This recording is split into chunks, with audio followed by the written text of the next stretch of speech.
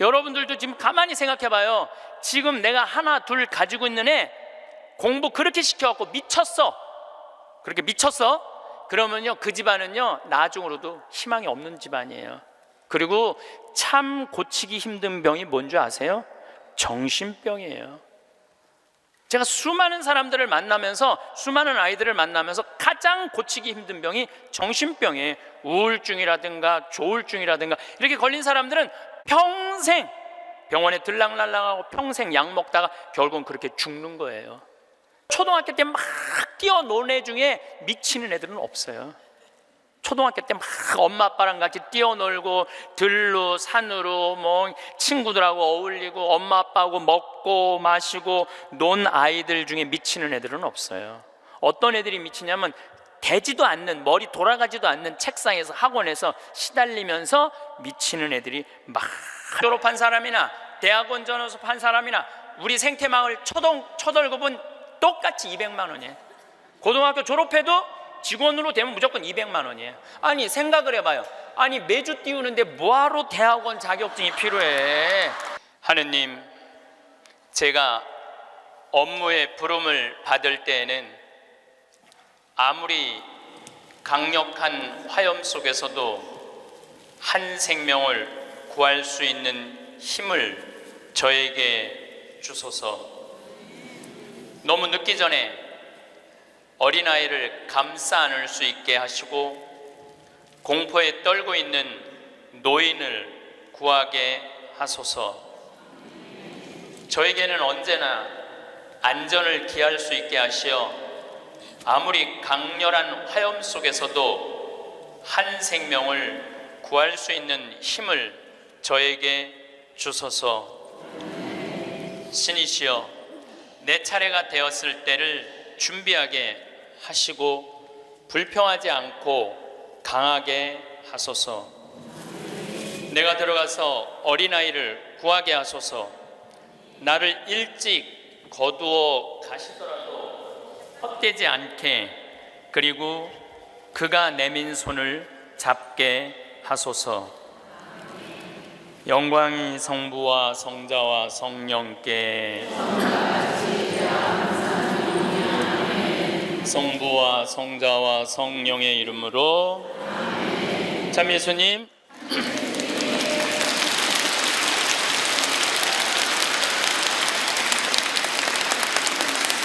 제가 방금 드린 기도는 어느 소방관의 기도입니다. 우리 생명을 책임지는 소방관들이 얼마나 애절하게 자기의 목숨을 바쳐서 사람들을 살리고 있는지 이 기도문을 읽으면서 많은 생각을 하게 됐습니다. 우리는 직업에 귀천이 없다고 이야기합니다. 그런데 제가 소방관들의 삶을 조금 들여다보니까 직업에 귀천이 있더라고요. 우리 한국 사회에서는 이번 여름에 알래스카 강의를 갔었는데 마침 소방관 팀장, 거기는 캡틴이라고 부르는데 팀장 집에 머무르게 됐어요. 그래서 너무 궁금하잖아요. 특별한 직업을 가진 분이니까. 그리고 미국에서 인기 직업 1위는 소방관이에요. 그래서 제가 물어봤어요. 보통 소방관 처음 되면은 월급을 얼마를 받느냐? 그랬더니 한 4천만 원 정도 받는데요, 연봉이. 그리고 1년 반 훈련이 끝나갖고 정식 소방관이 되면은 6,500만 원 정도를 받는데요. 근데 우리나라 소방관은 정식적으로 소방관 합격을 해갖고 임명을 받으면은 첫 월급이 얼마냐면은 140만 원이에요. 사람의 생명을 이렇게 건지는 소방관들이 연봉이 이런 거 저런 거 다 따져서 한 2,500, 많을 때는 3천만 원밖에 되지 않습니다. 우리 그 캡틴이라는 분은 은퇴를 하고 리타이어를 하고 다시 소방관으로 다시 재취직을 해갖고, 미국은 그런 경우가 참 많아요. 일단 한번 은퇴하고 다시 그 자리로 가서 일하는 경우가 많아요. 그래서 그러면 당신은 연봉이 얼마가 되냐 그러니까 저는 좀 많죠 그러더라고요. 그래서 얼마가 되느냐 그랬더니 한 1억 5천만 원 정도 됩니다 그러더라고요. 그러니까 미국에 가보면은요, 소방관 월급이 팀장, 캡틴 정도 되면은 1억 5천만 원 정도 돼요. 그리고 뉴욕 경찰, 뉴욕에 강의 갔을 때 내가 그런 거 궁금해 하잖아요. 얼마나 받나. 뉴욕 경찰은 연봉이 얼마냐 그러니까 뉴욕 경찰들은 경위 정도만 되면은, 경사 정도만 되면은 1억이 넘어간대요. 1억이. 그러니까 미국은 소방관, 경찰관, 군인들이 보통 한 5년 정도만 근무를 하면 1억이 넘어가요. 1억이. 제가 잠비아에 봉사활동 이렇게 갔을 때 나하고 같이 일을 하는 수녀님이 20년 전에 독일에서 유학을 했는데 장애시설, 복지학과 유학을 해갖고 장애시설에 많이 다녔대요. 근데 그 장애시설에 심리학과 여자 교수가 있었는데 퇴근할 때 보니까 그 운전기사랑 퇴근을 하더래요. 그래서 어떻게 운전기사랑 퇴근을 맨날 하느냐고, 저 사람 내 남편이라고. 심리학 교수면은 20년 전만 해도, 우리 지금도 심리학 쪽 공부를 했다 그러면은 사회적으로 최고의 직종인데, 아니 당신은 교수고 심리학 교수고 의사인데도 이렇게 대단한데 어떻게 저렇게 남편이 운전기사인데 창피하지 않느냐고. 아무 문제 없다고. 우리 남편은 저 운전하는 걸 너무너무 좋아한다고. 그러니까 이 사람들은 자기가 교수고 남편이 운전기사라도 그 운전기사라는 것 자체가 하나도 안 창피한 거예요. 근데 우리나라 만약에 아내가 대학 교수인데 남편이 노란 학원차 운전하고 다니면은 창피할 것 같아요? 안 창피할 것 같아요? 우리 뭐라 그럴까? 당신 관도 그냥 내 얼굴로 그냥 살아. 아마 분명히 그럴 거예요. 우리나라는요, 머릿속에 직업에 귀천이 있는 나라예요. 그래갖고 수녀님이 너무 놀래니까 거기서 한 가지 더 얘기, 내가 너무 놀래니까 수녀님이 더 놀라운 일이 있다고. 우리 장애시설에 청소하는 아줌마가 있었대요. 맨날 와서 창문 닦고 아주 즐겁게 노래도 하고. 근데 하루는 동양 수녀님이니까 수녀님 우리 집에 초대하고 싶다고. 그래서 그 청소하는 아줌마 집에 갔대요. 갔는데 집이 대궐처럼 으리으리하더래요. 근데 딱 나오는데 그 집 청소하는 아줌마가 이런 대궐집에 청소하는 그 뒷방에 있나? 갔는데 그 청소하는 아줌마가 알아볼 수 없을 만큼 귀부인의 옷을 입고 딱 나오더래요. 그래서 수녀님 너무 놀래갖고 어떻게 된 거냐고 그랬더니 나는 사실은 내 남편이 철도 청장이라고, 이 독일의 철도 청장인데 나는 청소하는 게 너무너무 즐거워서 내가 청소하러 가는 거라고. 그러니까 자기 남편이 철도 청장이라도 자기가 청소하는 게 하나도 안 창피한 거예요.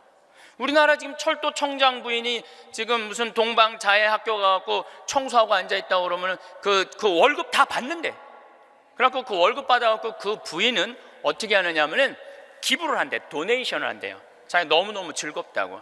그러니까 직업에 귀천이 없어요. 그 우리 알래스카에서 내가 한 일주일 동안 그 집에서 지냈는데, 이 캡틴은 요트가 있어요. 집에 요트, 그리고 그 캠핑카 있죠. 차 안에 침대도 있고 음식도 해 먹을 수 있는 캠핑카도 있고.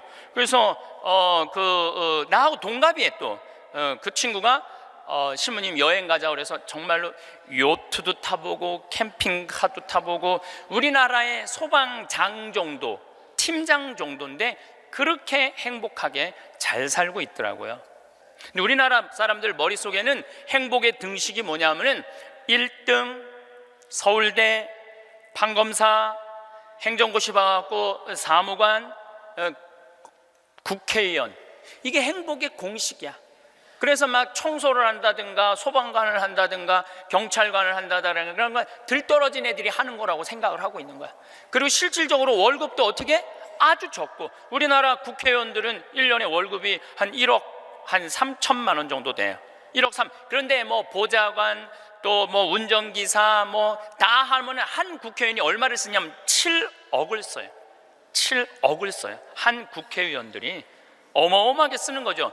그런데 1000을 기준으로 하면 노르웨이 국회의원들은 일을 1000개를 하면은 우리나라 국회의원들은 그렇게 많은 돈을 벌고도 105개 정도밖에 안 한대요. 그러니까 우리나라의 최고 슈퍼 갑질은요, 조연아 부사장이 아니라 국회의원들이 슈퍼 갑질을 하고 있는 거예요.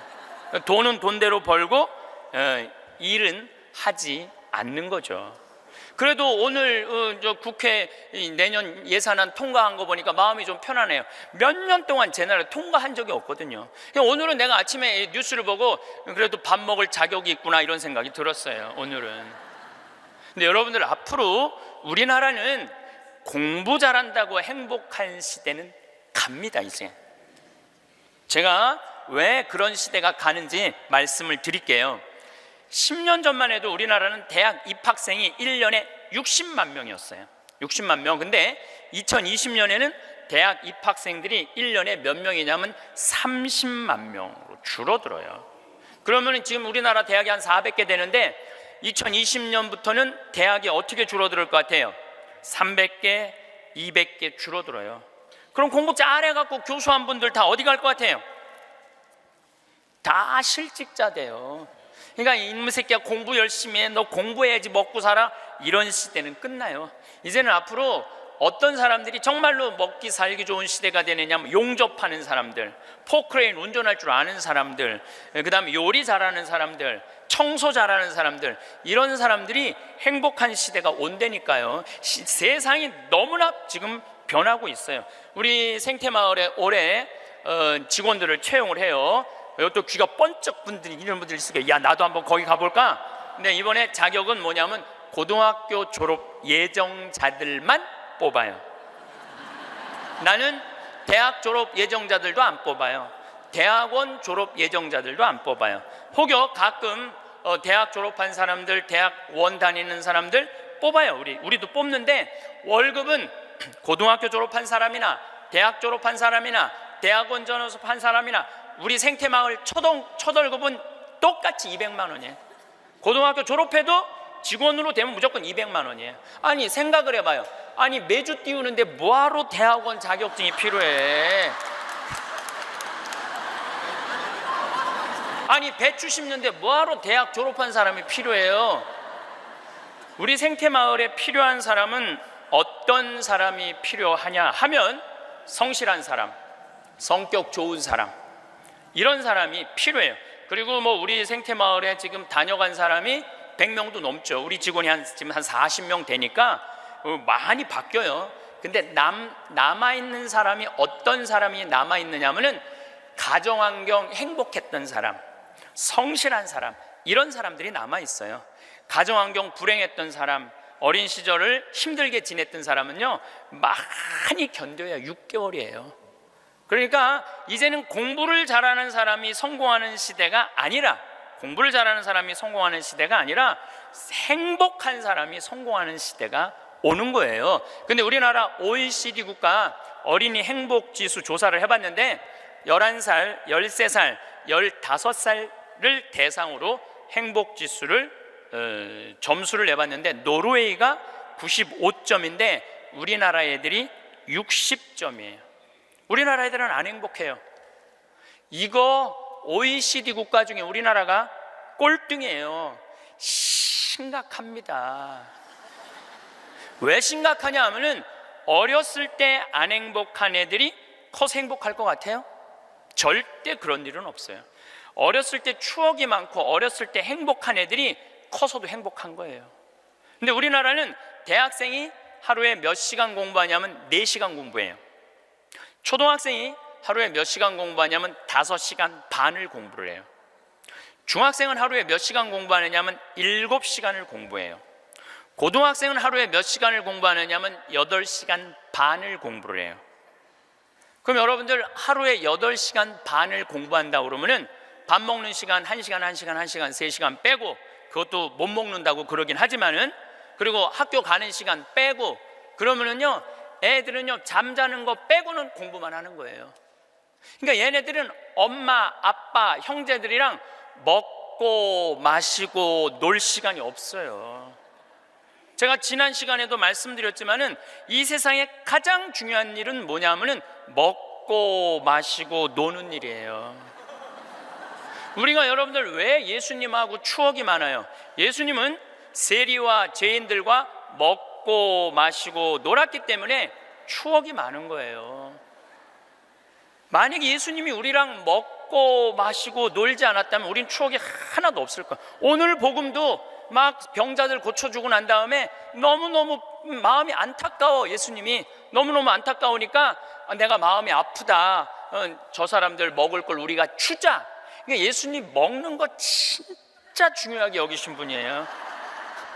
우리가 주자. 없습니다. 아무것도 빵 몇 개 하고 물고기 몇 개밖에 없습니다. 그래도 너희들이 줘라. 다 줘서 배불리 먹여서 보내신 분이 예수님이에요. 그러니까 성서에 보면 먹는 얘기 참 많이 나와요. 예수님 첫 기적도 가나의 혼인잔치에서 먹는 얘기죠. 그렇죠? 세리네 집에 가서 먹었죠. 자케오네 집에 가서 먹었죠. 사마리아 여인하고는 우물가에서 물 먹으면서 얘기했죠. 그러니까 먹고 마시고 노는 일은 참으로 중요한 일이에요. 그럴 때 추억이 많은 거예요. 근데 우리나라 초등학교, 중고등학교 아이들은 엄마 아빠랑 먹고 마시고 놀 일이 없어요. 그러니까 커서도 엄마 아빠하고 추억이 하나도 없는 거예요. 행복했던 순간도 없고. 미국 애들은, 초등학교 애들이, 우리나라 애들은 5시간 반 공부하는데 미국 애들은 초등학교 애들이 하루에 몇 시간 공부하느냐면 2시간 반 공부해. 그러니까 이거는 공부하는 흉내만 내는 거야. 그 얘네들은 계속 먹고 마시고 노는 거예요. 계속. 제가 미국 강의를 가보면은요, 얘네들이 하는 거는 정말로 먹고 마시고 노는 일이에요. 유럽, 북유럽 애들은 말할 것도 없고 학교 가서도 계속 놀아요. 우리처럼 학원 가갖고 영어, 수학 막 계속 뭐 글쓰기, 뭐 웅변 그런 거를 하는 게 아니라니까요. 그런데 놀랍게도 핀란드 고등학생은 하루에 4시간 공부하는데 우리나라 애들은 하루에 8시간 반을 공부를 해요. 그런데 수학 점수가 핀란드 애들은 544점이고 우리나라 애들은 542점이에요. 4시간 공부하는 애들하고 8시간 반 공부하는 애들하고 수학 시험을 보는데 누가 더 잘 보느냐면은 핀란드 애들이 훨씬 잘 본다는 거예요. 이게 무슨 얘기냐면 여러분들이 자녀들 학원 보내는 거 다 쓸데없는 데다 보내고 있는 거예요. 그 시간에 애들이 학원 가서 뭐 할 것 같아요? 휴대폰 갖고요 게임하고 친구들하고 노는 거예요. 그 시간에 애들 학원 가 있다고 여러분들이 그걸 교육이라고 생각하는 이 대한민국이 불행한 거죠. 그 시간에 엄마 아빠랑 맛있는 음식 만들어 먹고 손잡고 소풍 다니고 눈 바라보고 같이 놀았다면은 걔네들은 건강하게 살았을 거예요. 근데 엄마 아빠하고 그랬던 적이 하나도 없어. 여러분들 사람이 커서요 어렸을 때 가장 기억에 많이 남는 게 뭔지 아세요? 엄마가 맛있는 음식 해줬던 거. 이게 가장 기억에 많이 남는데요. 그리고 가장 행복했던 순간이 뭔지 아세요? 엄마가 맛있는 거 해준 거 너무 맛있게 먹은 거. 그게 가장 행복한 순간이래요. 근데 우리나라 대한민국의 청소년들은 엄마가 맛있는 거 해준 거 먹은 기억이 없어요. 학교 다니느냐고. 그러니까 애들이 행복하지 않은 거죠. 애들은 참 서울대학 가야 되니까 경쟁을 해야 돼. 서울대학 가야 돼. 놀 시간이 어딨어. 여러분들 토끼와 거북이 얘기 아세요? 이거 참 웃기지도 않는 얘기 여러분들이 알고 있는 거예요. 왜냐하면 토끼하고 거북이하고 시합을 했는데 어떻게 거북이가 이겨요? 말도 안 되잖아요. 말도 안 되는 얘기예요. 어떻게 거북이가 이겨요? 이렇게 발바닥도 땅바닥에 있고 이렇게 가는 거북이가 그냥 뛰어다니는 토끼를 어떻게 이겨요? 2000년 전 이솝우화 얘기예요. 그러니까 2000년 동안 사람들은 거북이가 빠른 줄 알고 있어. 사람들은. 근데 요즘 새로운 일이 벌어졌어요. 그 후손 토끼가 생각해 보니까 너무 자존심 상하는 거야. 아니 우리가 아니 이빨은 우리가 거북이한테 진다는 걸 모든 사람들이 알고 있다는 게 너무 웃기잖아요. 그래갖고 토끼가 거북이한테 도전장을 내요. 다시 시합하자. 2차전을 벌이자. 2차전을 벌이자. 그래갖고 거북이가 생각해보니까 아이 뭐 니네들은 이 토끼들은 막 뛰어야 되기 때문에 심장이 너무 빨리 뛰기 때문에 쉬어야 돼. 그래서 얘네들은 반드시 뭐가 필요하냐면 토끼 잠이 필요해요. 토끼 잠을 자야 돼 얘네들은.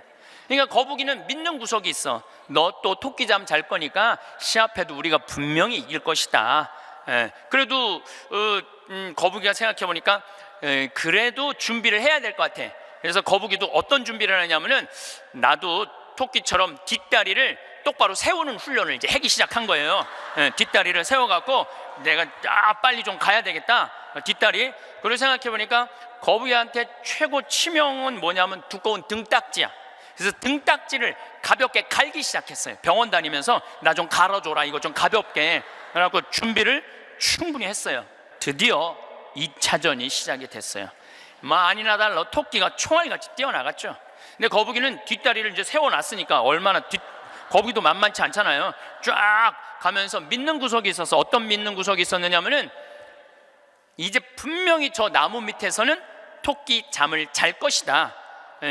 그래갖고 토끼가 딱 보니까 역시 멀리서 지가 뒷다리를 세워봤자지. 그래갖고 쫙 오는데 자도 될 것 같아. 딱 잠을 자면서 내가 1시간만 자야지, 2시간 잘 거, 1시간만 자야지. 그런데 이제 거북이는 지나갔어. 지나가면서 네가 그러면 그렇지, 네가 토끼가 토끼 잠을 자야지. 딱 어느 정도 중간까지 갔는데 토끼가 깨어난 거예요. 2시간 잘 거 1시간 훈련을 열심히 했으니까 1시간 만에 딱 깨어나갖고 거의 결승점 도달점에 총알같이 토끼가 지나간 거예요. 그리고 거북이가 가다 보니까 토끼가 지나간 거예요. 그래서 이제 토끼가 이 불명예를 씻었어요. 드디어 이제 모든 이 짐승계에는 드디어 토끼가 이겼댄다. 걔가 토끼잠을 줄여갖고 그 거북이를 이겼댄다. 근데 이제 누가 슬프기 시작했느냐면 거북이가 슬프기 시작했어요. 내가 지다니, 이건 있을 수 없는 일이다. 내가 2000년 동안 거북이의 그 성실성 하나로 거북이가 토끼를 이겼다고 모든 세상이 다 알고 있는데 내가 이게 지다니, 이건 있을 수 없는 일이다. 절치부심한 거북이가 다시 토끼한테 도전장을 냈어요. 한 번 더 붙자. 3세판이다. 3세판. 한 번 더 붙자. 토끼가 그래? 뭐 그러면은 귀양 내가 명예를 씻으려면 완전히 씻어야 되니까 한 번 더 붙자. 이번에 거북이는 아무리 생각해도 뒷다리 갖고는 안 될 것 같아. 앞다리까지 세우는 훈련을 한 거야. 이거를 이렇게 똑바로 세우는 훈련을 한 거야. 그래갖고 정말 피나는 훈련을 해갖고 근육을 다 세웠어요. 그리고 생각해보니까 이 등딱지는 갈아서 될 게 아닌 것 같아. 현대 세계가 왔으니까 그 저기 우주 비행선에 쓰는 아주 가벼운 합금판 뚜껑이 있다는 얘기를 듣고 그걸 가갖고 갈았어요. 이제 이 뚜껑을 너무너무 가볍게. 토끼 못지않게 이제 이 속력이 났어요.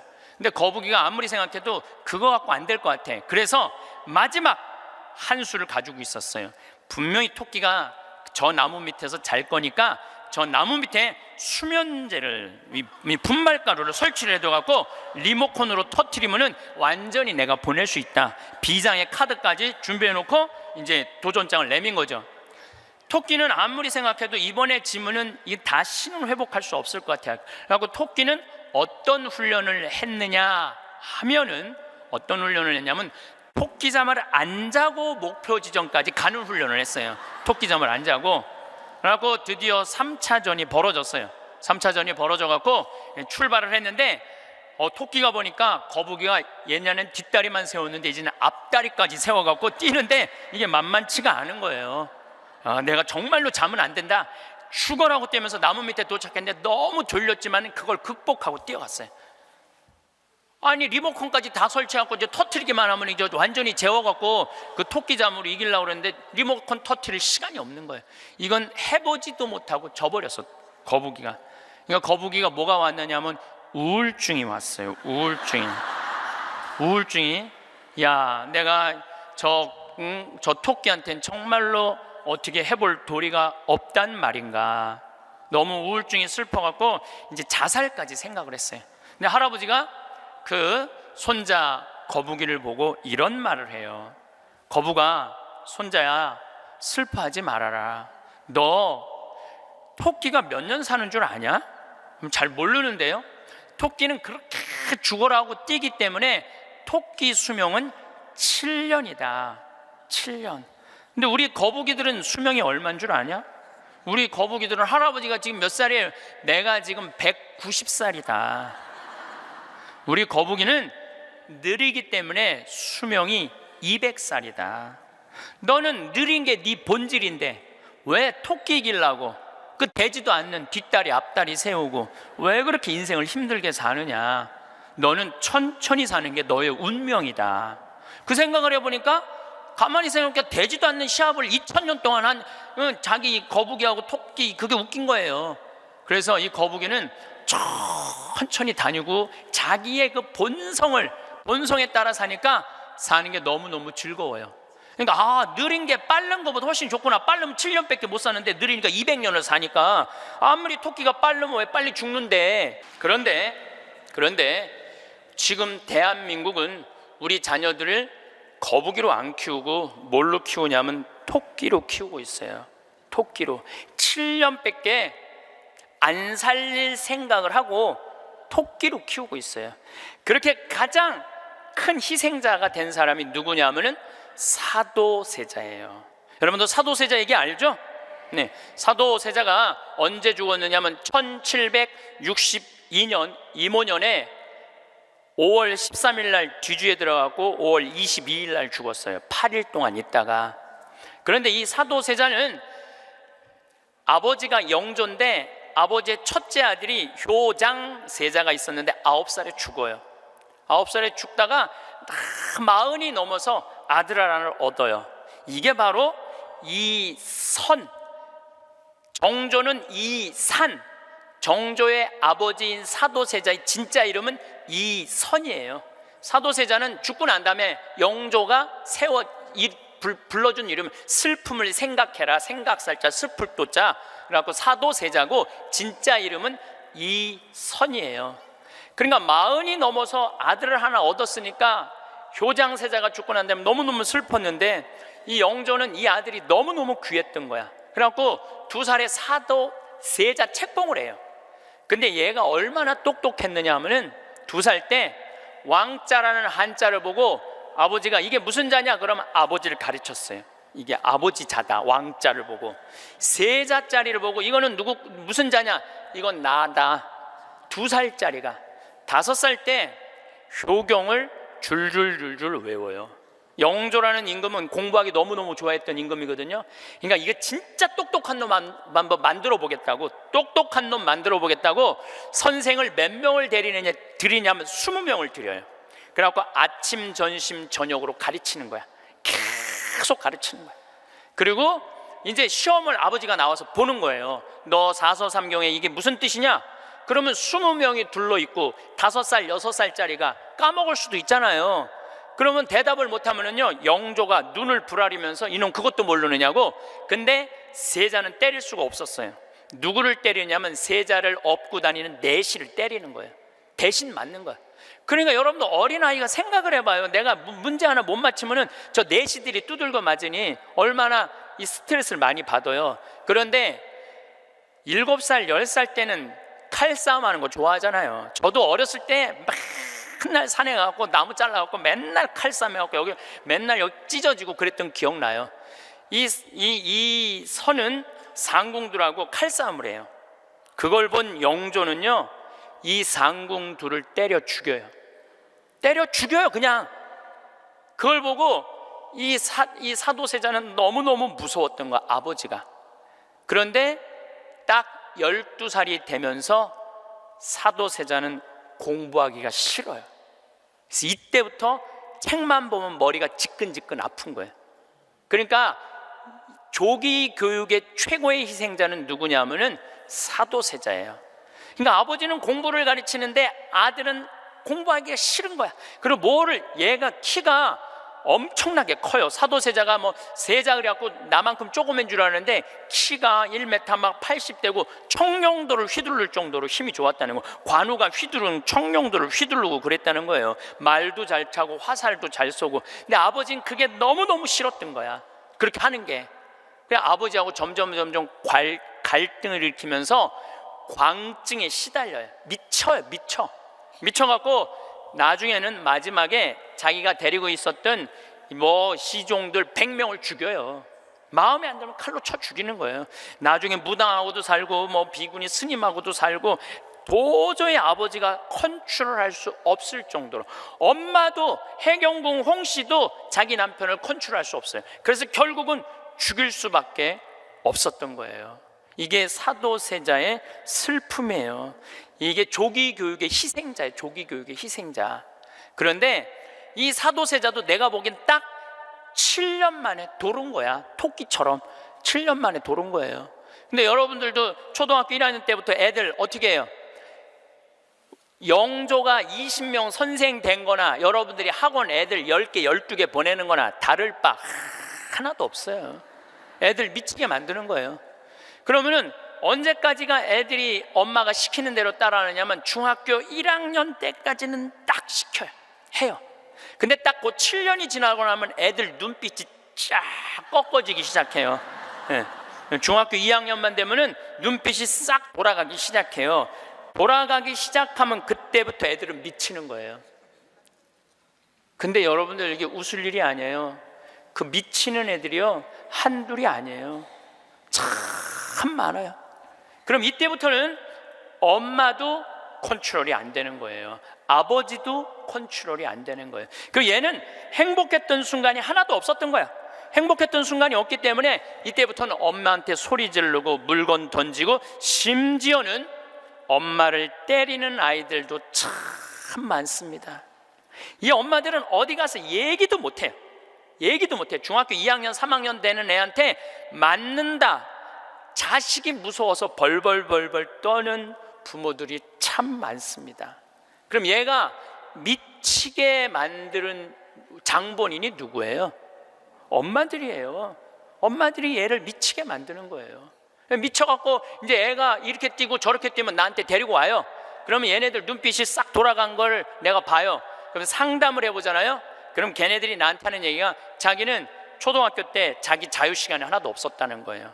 자유시간 하나도 없이 엄마가 이 학원 가라면 저 학원 가고 저 학원 가고 저 학원. 이 사도세자가 뭐라 하냐면 자기 속에서는 울화증이 일어났다. 울화증이. 만약에 영조가 사도세자가 그렇게 무기신식이라는, 무에서도 편해요. 사도세자가 그만큼 똑똑한 사람이었고, 만약에 영조가 이 아들을 정말로 청룡도도 마음대로 하게 하고 창, 활, 말 다 잘 탔거든요. 그렇게 키웠다면 우리나라는 광개토왕 대왕만큼 훌륭한 군주, 강력한 군주를 18세기에 모실 수 있었을 거야. 사도세자가 죽고 난 다음에 정조가 임금이 됐잖아요. 권력 기반이 취약했어요. 그 다음에 정조가 1800년에 죽고 순조, 헌종, 철종, 고종 다 7살, 10살, 18살, 17살짜리들이 왕 되면서 조선은 끝난 거예요. 여러분들도 지금 가만히 생각해 봐요. 지금 내가 하나 둘 가지고 있는 애 공부 그렇게 시켜갖고 미쳤어. 그렇게 미쳤어? 그러면요 그 집안은요 나중으로도 희망이 없는 집안이에요. 그리고 참 고치기 힘든 병이 뭔지 아세요? 정신병이에요.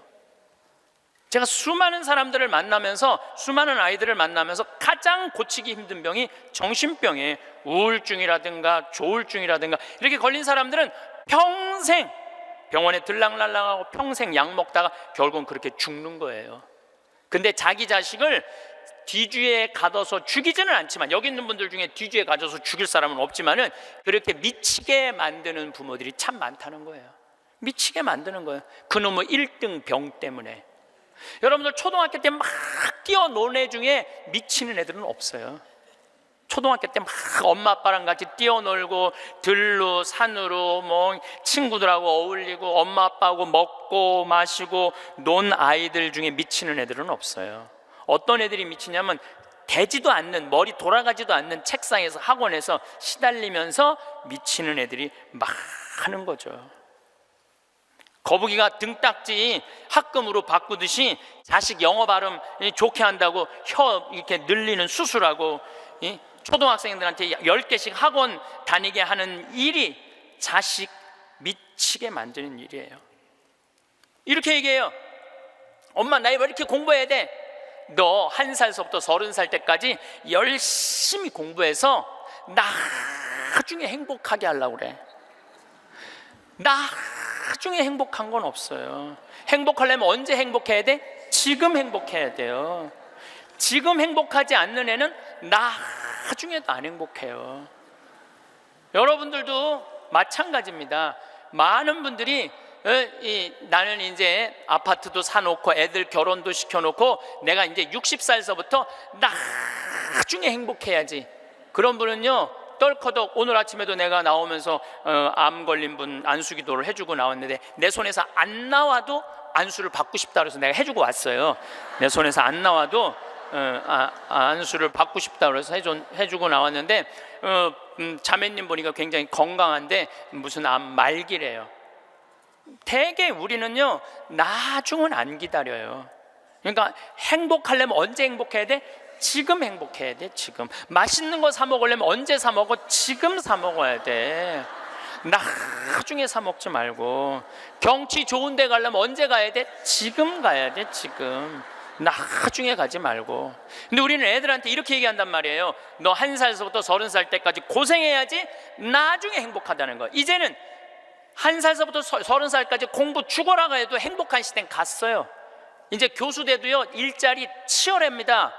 지금 변호사들, 노는 변호사들 수두룩하게 많습니다. 이제는 머리로 사는 애들이 행복한 세상이 오는 게 아니라 몸으로 사는 애들이 행복한 세상이 다가오고 있어요. 나는 어제도 우리 직원이 저녁에 이제 대전에서 강의 끝나고 들어갔는데 고등학교 졸업하고 군대 갔다 와서 대학교 다니다 때려치고 우리 집에 왔어요. 내가 이렇게 물어봤어요. 이리 와봐라, 너 오늘 강의 준비하면서 네가 지금 대학교 4년을 다녔으면 얼마를 대학에다가 쏟아 넣을 것 같아? 1억 쏟아 넣는데 1억 쏟아 넣지? 근데 너 이제 대학 안 다니니까 1억은 이제 모아놓은 거 아니야? 그럼 그 1억 너한테 안 쏟아놓으면 엄마는 그 돈 갖고 뭐 할 것 같아? 엄마는 노후대책연금 붓겠죠. 그래, 엄마는 노후대책연금 붓고 넌 1억 저축하고 벌써 니네 집은 2억 벌은 집이다. 대학을 안 다니면 안 다닐수록 돈을 버는 거다. 근데 너 지금 내가 이번에도 월급을 한 1년 안 됐는데 340만 원 올려줬어요. 우리는 5년만 근무하면 무조건 300만 원씩 받을도록 내가 해주는 거예요. 그럼 너 지금 5년 4년 근무하면 너 1억 모은다. 기숙사에서 먹고 자고 쓸 일도 없고, 거기는 해만 떨어지면 돈 쓸 데도 없어요. 너 그러면은 4년 동안 딴짓 안 하고 착실히 돈 벌으면 너 1억 버는 거야. 그럼 넌 30 전에 2억짜리 아파트 살 수 있는 거야.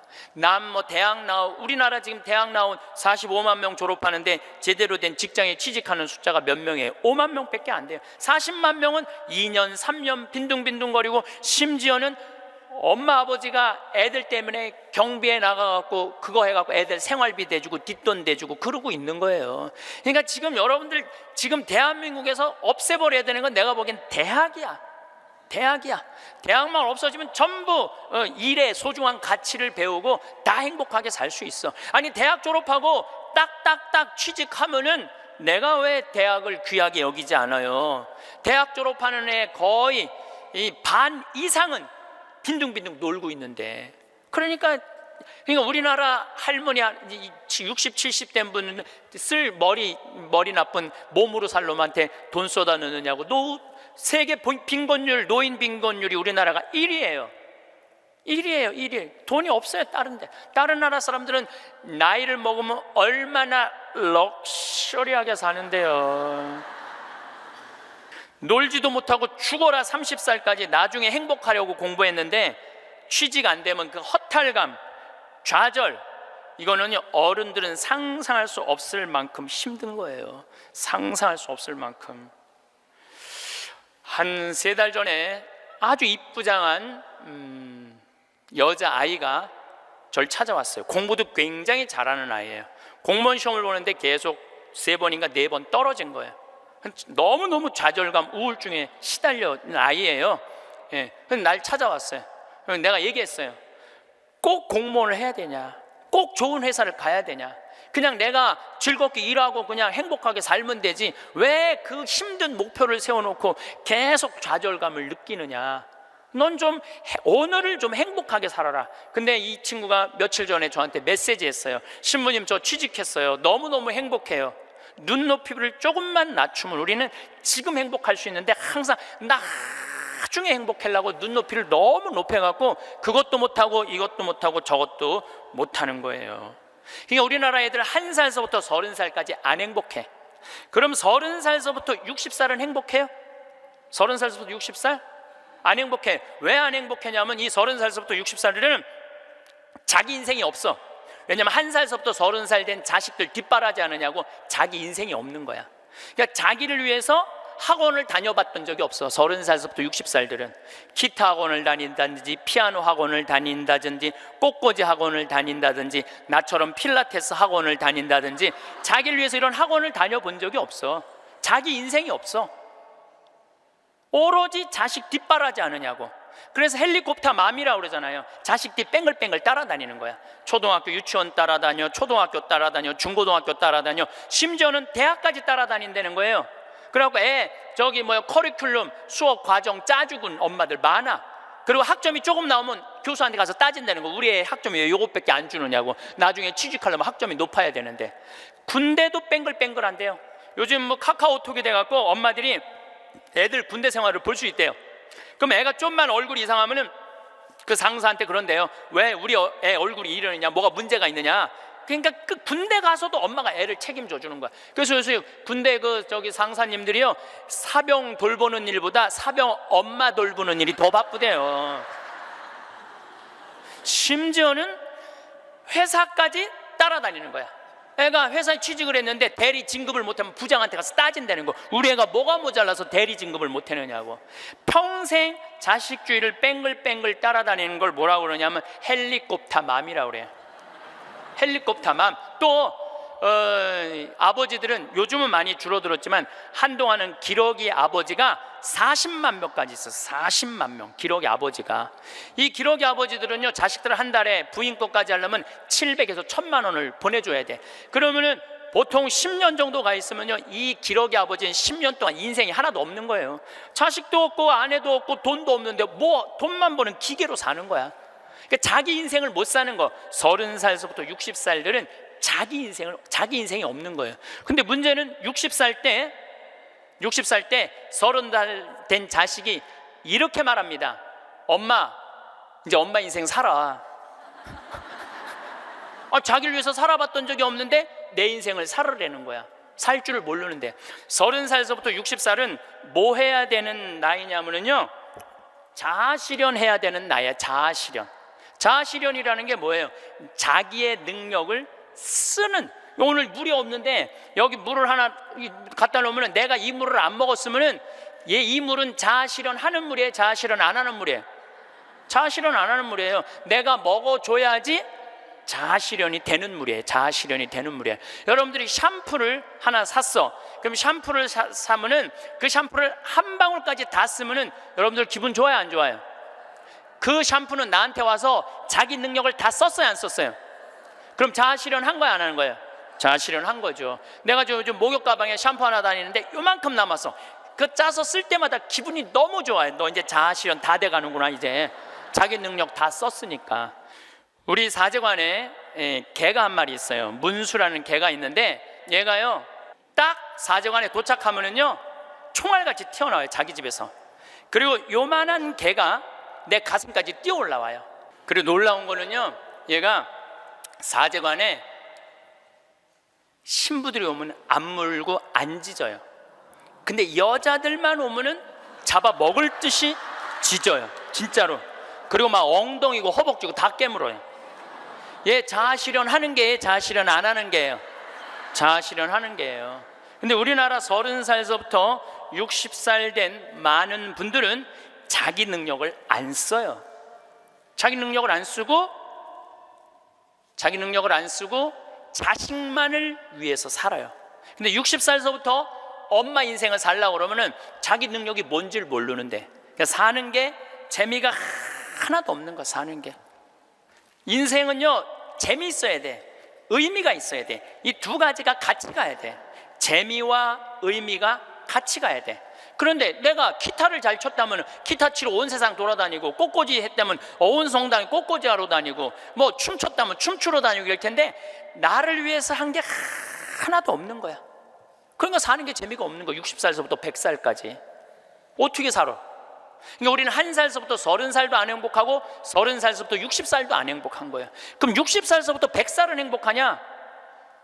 이 얘기는 이제 다음 시간에 하도록 하겠습니다. 오늘도 황창현 신부님의 행복특강 잘 들으셨나요? 이어서 나이 들수록 들으면 도움이 되는 지혜의 말씀을 들려드리겠습니다. 50대 이후에 얼굴이 피고 더 잘 나가는 사람들에게 공통점이 있을까요? 네, 있습니다. 부와 가난은 대물림 된다는 말이 있습니다. 안타깝게도 그런 경우가 많습니다. 출발 지점부터 다르니까 당연한 거 아니냐고 생각하시죠? 네, 그것도 맞습니다. 그런데 더 중요한 것이 있습니다. 바로 습관입니다. 성공한 사람의 자녀는 성공의 습관을, 실패한 사람의 자녀는 실패의 습관을 배웁니다. 지금까지 별로 건강하지도 행복하지도 못했다면 안타깝지만 앞으로도 그럴 확률이 높습니다.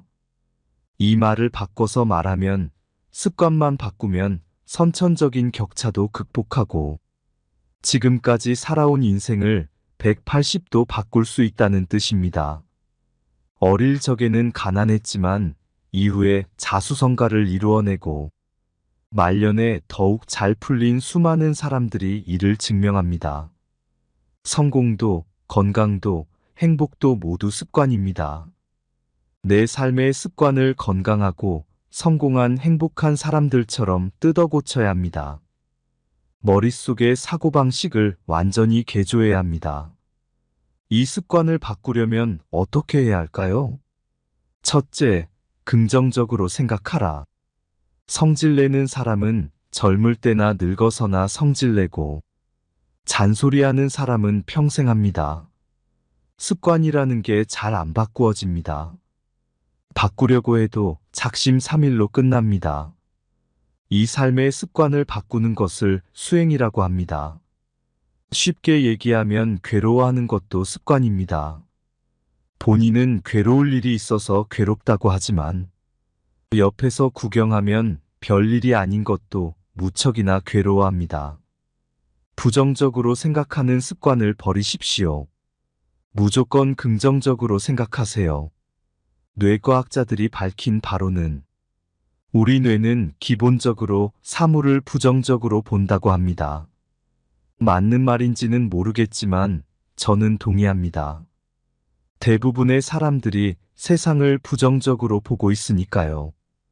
예를 들어서 우리의 아이가 30명 중에 15등을 합니다. 그러면 부모는 우리 아들이 중간밖에 못해요라고 말할까요? 아니면 그래도 중간은 해요라고 말할까요? 중간도 못한다, 이렇게 부정적으로 말합니다. 예를 들어서 꼴등인 아이가 있다고 합니다. 부모가 우리 아이가 꼴찌인데 그래도 학교는 잘 다녀요. 이러면 긍정적인 사고인 것입니다. 우리가 부정적인 사고를 하는 이유는 모든 기준을 본인에게 두어서입니다.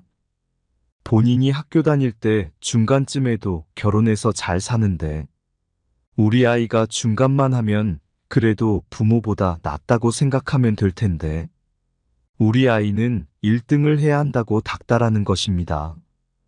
또는 본인이 학생 때 1등을 했었는데 지나고 보니까 그 정도로 열심히 안 해도 어른이 되어서 사업해서 대박나고 나보다 잘 사는 얘들 많더라. 이렇게 생각할 수도 있는 것입니다. 학생 때는 내가 아는 것이 세상의 전부인 줄 알았는데 지나고 보니 별것 아니더라. 아쉬우면 다음에 더 잘해보자. 이렇게 생각해야 합니다. 그런데 예전에 잘 못 산 것 가지고 지금 와서 꾸짖고 계속 매여 있으면 발전이 없습니다. 넘어졌으면 발딱 일어나서 전진해야지. 앉아서 계속 울고만 있으면 안 됩니다. 어릴 때를 한번 돌아보세요. 우리 초등학교 때 중학생들 부러웠죠? 얼른 커서 교복도 입고 친구들이랑 어울려 다니고 좋아 보였잖아요. 중고등학교 때 공부하느라 바쁠 때는 대학생들 부러웠죠? 나는 공부하느라 죽겠는데 대학생은 연애하고요. 대학생 때는 취직한 선배 부러웠죠? 회사 다니면서 돈도 벌고 여행도 다니고요. 내가 초등학교 때는 초등학교가 죽겠고, 중학교 때는 중학교가 죽겠고, 대학 가면 대학이 죽겠고, 직장 다니면 직장이 죽을 것 같은 것입니다.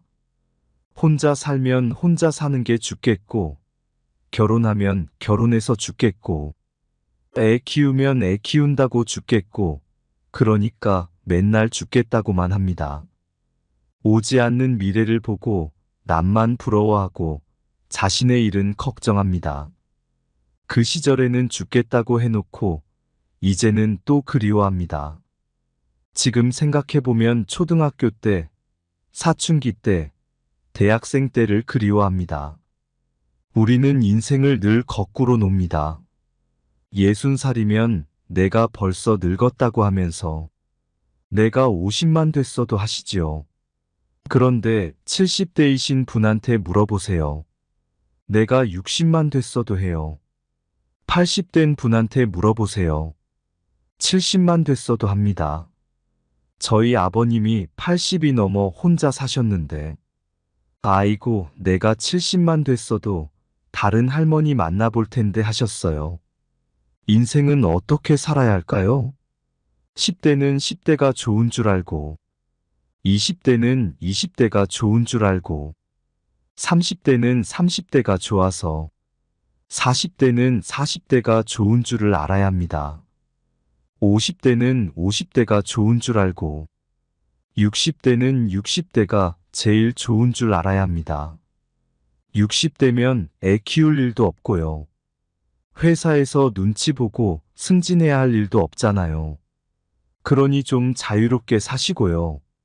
아이들도 많이 컸으니 신경 쓰지 않아도 되고요. 나이 들면 좋은 점 많이 있잖아요. 우선 공부 안 해도 됩니다. 어릴 때 시험 치는 것 얼마나 힘들었습니까? 젊을 때는 집 장만하느라 고생하고 아이 키우는 것 걱정했는데, 이제 그런 것 신경 쓰지 않아도 됩니다. 나는 처음부터 그런 걱정 안 하고 살았지만요. 60이 좋은 줄을 알아야 합니다. 둘째 과하지 말라. 인생은 60부터라는 말도 있지요. 그런데 너무 욕심부려서 중년의 신체가 청춘이라고는 생각하지는 마세요. 나이 50, 60이 되면 청춘일 때와는 다르게 조금씩 버려야 합니다. 말을 줄여야 합니다. 젊을 때는 말 많으면 입도 싸다 말도 잘한다 이러지만 나이 들어서 말이 많으면 잔소리입니다. 이게 추합니다. 젊을 때는 욕심이고 야망이지만 늙어서는 노욕입니다. 깐깐함을 버리고 너그러워져야 합니다. 집착도 놓고 욕망도 놓아야 합니다. 무기력한 것이 아니라 놓는 과정을 겪어야 합니다. 가을이 되면 나뭇잎이 더 이상 성장 안 하고 노랗게 빨갛게 물들지 않습니까? 물드는 과정입니다. 잘 물든 단풍은 봄꽃보다 더 예쁜 것도 있습니다. 잘 익으면 참 보기 좋습니다. 사람이 점잖아 보이고 여유로워 보입니다. 너그럽게 베풀 줄도 알고 침묵할 줄도 알아야 합니다. 물끄러미 봐줄 줄도 압니다. 걸음걸이도 천천히 우아하게 점잖습니다. 잘 익으면 우아하게 연륜이 있어 보입니다. 호박이 익어야 맛이 있는 것처럼요. 이런 식으로 늙음을 약간 즐길 줄 알아야 합니다. 본인이 90살까지 살 것이라고 정해놓지 말고 내일 죽어도 후회 없을 만큼 오늘을 살아야 합니다. 늙으면 몸이 아픈 게 정상입니다. 건강해야 한다고 생각하면 안 됩니다. 현실에 안 맞는 생각을 하면 걱정만 됩니다. 늙으면 다리가 아픈 것이 정상이고, 눈이 안 보이는 게 정상이고, 귀가 안 들리는 게 정상입니다. 그러면 잘 보이면 고맙다, 다행이다. 이게 특별한 케이스니까 고맙게 생각해야 합니다. 안 보이는 게 정상이에요. 이런 식으로 받아들여야 합니다. 절대로 욕심을 부리면 안 됩니다. 과식도 안 되고, 과욕도 안 되고, 과음도 과로도 안 됩니다. 젊을 때는 과로로 쓰러져도 며칠 휴식하면 되지만, 늙으면 가을 날씨 어떤가요? 비가 오면 비 올 때마다 기온이 뚝뚝 떨어집니다. 봄에는 비가 한 번 올 때마다 따뜻해지는데, 가을에는 비가 올수록 점점 추워집니다. 늙어서 과로하면 더욱 빠른 속도로 노화가 재촉됩니다. 늙어서는 무엇이든지 과하지 않도록 조정해야 합니다. 뭐든지 일도 적당히. 내가 원래 하루에 8시간씩 일했다면 이제는 6시간씩 줄여야 합니다. 이런 식으로 맞춰서 늙어가면 젊은 사람보다 훨씬 좋습니다. 건강하게 제 힘으로 사는 것이 가장 좋습니다. 숨 넘어갈 때까지 방 청소도 내가 하고 밥도 내가 해먹는 게 가장 큰 행복입니다. 한번 병원에 누워 있어 보세요. 남이 밥을 떠먹여주면 좋아 보이나요? 내 손보다 더 효자 없고, 내 입보다 더 효자 없고, 내 학문보다 더 효자 없습니다. 그러니까 내 몸이 가장 효자니까. 젊은 날 동안 신나게 사시고 늙어서 병들어서 산소호흡기 붙여서 하루 이틀 더 살려고 욕심 부릴 필요 없습니다. 살았을 때 죽으려고 자살하려는 생각하지 말고, 살았을 때는 삶을 만끽하고 때가 되면 기꺼이 죽어주는 게 좋습니다. 자꾸 옛날에 잘 나가던 때를 생각하면 경제적으로도 어렵고 몸도 안 따라주니 속상할 수도 있겠지만 우리나라에서는 걱정 없습니다. 미국에 가보니 병원비가 비싸서 치료도 못 받습니다. 우리나라는 돈이 없으면 정부가 다 해결해 줍니다. 그러니 너무 걱정하지 마십시오. 저 젊을 때는 자기 가진 재능을 팔아서 돈 열심히 벌고 연세 60 넘으시면 강의를 하셔도 무료로 하시고 봉사도 하고 옆에 사람도 도와주고 내가 나서서 무슨 역할을 하기보다는 젊은 사람이 하도록, 와이프가 하도록, 다른 사람이 빛나도록 도와주는 역할을 하면 훨씬 보람된 인생일 것입니다. 여러분의 습관을 점검해 보세요. 긍정의 습관을 가지고 계십니까? 부정의 습관을 가지고 계십니까? 행복하고 잘 풀리는 인생을 원한다면 그것을 위해 합당한 노력을 해야 합니다. 하루아침에 고쳐지는 쉬운 일은 아닙니다. 그러나 누구나 할 수 있습니다. 내일 당장으로서도 끝날 수 있는 것이 인생이다라고 생각해야 합니다. 지금 살고 있는 것이 얼마나 큰 복이고 행운인지 현재 주어진 인연과 내가 가진 조건에 감사하게 됩니다. 내일 무슨 일이 생기더라도 만족할 만큼 오늘 하루를 부지런히 산다면 날이 갈수록 더욱 향기롭고 감사한 삶을 살게 될 것입니다. 주위의 소중한 분들에게도 공유해 주시면 좋을 것 같습니다. 한 번 더 들으시면 가슴에 더욱 새겨질 것입니다. 반복 재생합니다. 하느님, 제가 업무의 부름을 받을 때에는 아무리 강력한 화염 속에서도 한 생명을 구할 수 있는 힘을 저에게 주소서. 너무 늦기 전에 어린아이를 감싸 안을 수 있게 하시고 공포에 떨고 있는 노인을 구하게 하소서. 저에게는 언제나 안전을 기할 수 있게 하시어 아무리 강렬한 화염 속에서도 한 생명을 구할 수 있는 힘을 저에게 주소서. 신이시여, 내 차례가 되었을 때를 준비하게 하시고 불평하지 않고 강하게 하소서. 내가 들어가서 어린아이를 구하게 하소서. 나를 일찍 거두어 가시더라도 헛되지 않게, 그리고 그가 내민 손을 잡게 하소서. 영광이 성부와 성자와 성령께, 성부와 성자와 성령의 이름으로. 참 예수님,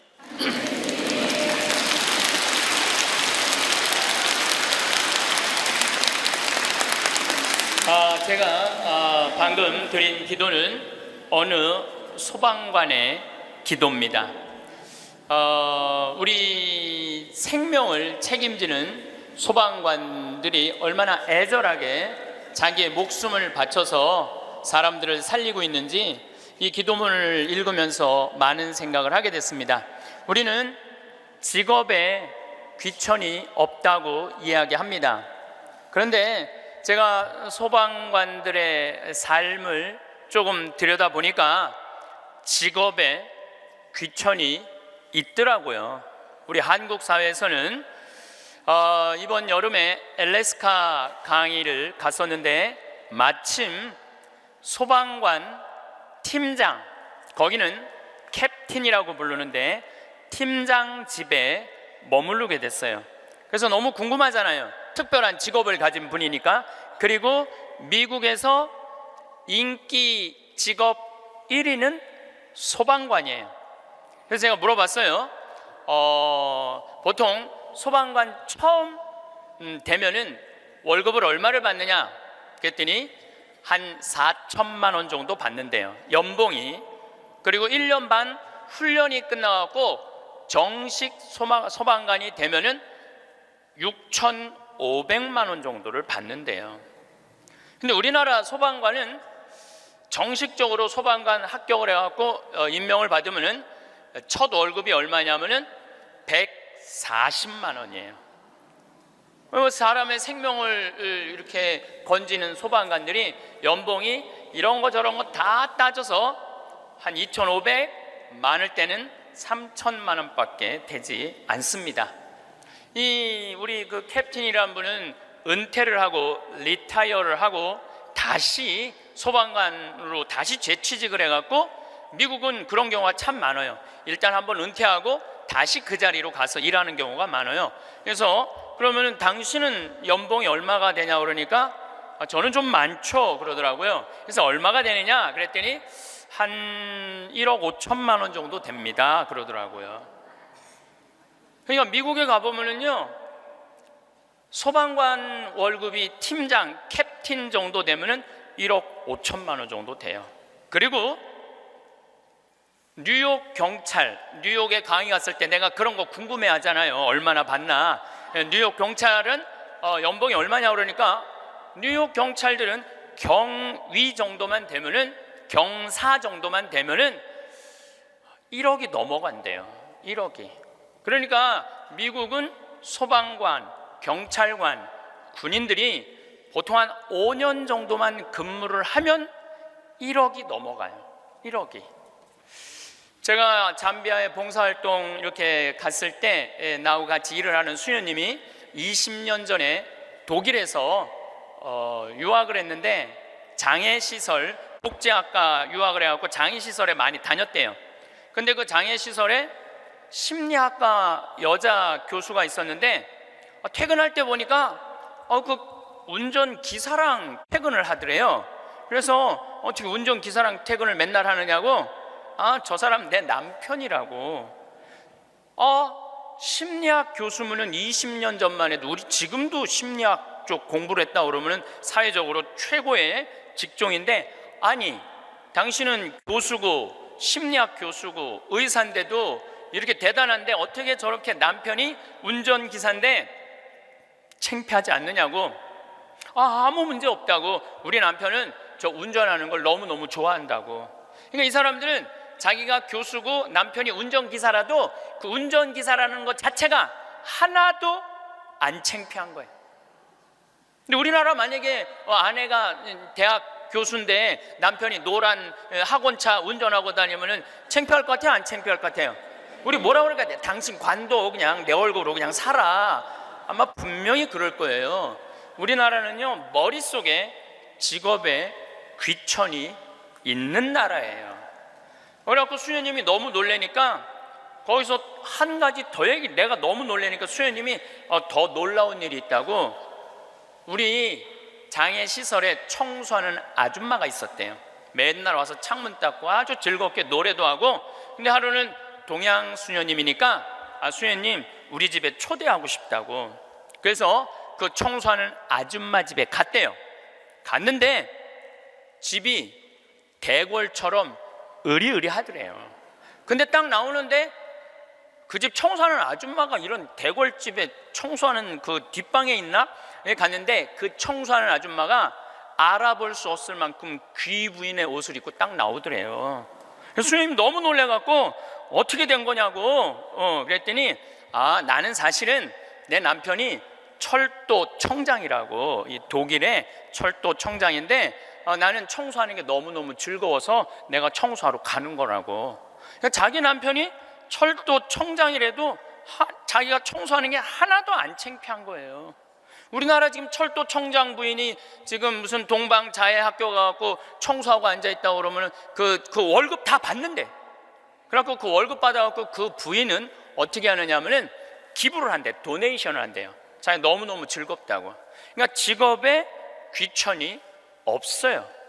그 우리 알래스카에서 내가 한 일주일 동안 그 집에서 지냈는데, 이 캡틴은 요트가 있어, 집에. 요트. 그리고 그 캠핑카 있죠? 차 안에 침대도 있고 음식도 해 먹을 수 있는 캠핑카도 있고. 그래서 나하고 동갑이에 또 그 친구가 신부님 여행 가자 그래서 정말로 요트도 타보고 캠핑카도 타보고, 우리나라의 소방장 정도, 팀장 정도인데 그렇게 행복하게 잘 살고 있더라고요. 근데 우리나라 사람들 머릿속에는 행복의 등식이 뭐냐면은 1등 서울대, 판검사, 행정고시 봐갖고 사무관, 국회의원, 이게 행복의 공식이야. 그래서 막 청소를 한다든가 소방관을 한다든가 경찰관을 한다든가 그런 거 들떨어진 애들이 하는 거라고 생각을 하고 있는 거야. 그리고 실질적으로 월급도 어떻게? 아주 적고, 우리나라 국회의원들은 1년에 월급이 한 1억 한 3천만 원 정도 돼요. 1억 3. 그런데 뭐 보좌관 또 뭐 운전기사 뭐 다 하면 한 국회의원이 얼마를 쓰냐면 7억을 써요. 7억을 써요. 한 국회의원들이 어마어마하게 쓰는 거죠. 그런데 1000을 기준으로 하면 노르웨이 국회의원들은 일을 1000개를 하면은 우리나라 국회의원들은 그렇게 많은 돈을 벌고도 105개 정도밖에 안 한대요. 그러니까 우리나라의 최고 슈퍼 갑질은요, 조연아 부사장이 아니라 국회의원들이 슈퍼 갑질을 하고 있는 거예요. 돈은 돈대로 벌고 일은 하지 않는 거죠. 그래도 오늘 저 국회 내년 예산안 통과한 거 보니까 마음이 좀 편하네요. 몇 년 동안 제 나라 통과한 적이 없거든요. 오늘은 내가 아침에 뉴스를 보고 그래도 밥 먹을 자격이 있구나 이런 생각이 들었어요. 오늘은. 근데 여러분들, 앞으로 우리나라는 공부 잘한다고 행복한 시대는 갑니다. 이제 제가 왜 그런 시대가 가는지 말씀을 드릴게요. 10년 전만 해도 우리나라는 대학 입학생이 1년에 60만 명이었어요.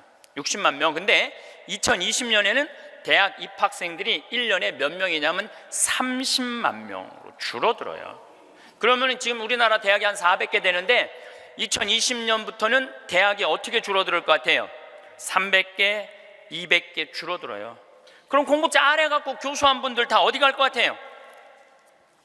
다 실직자 돼요.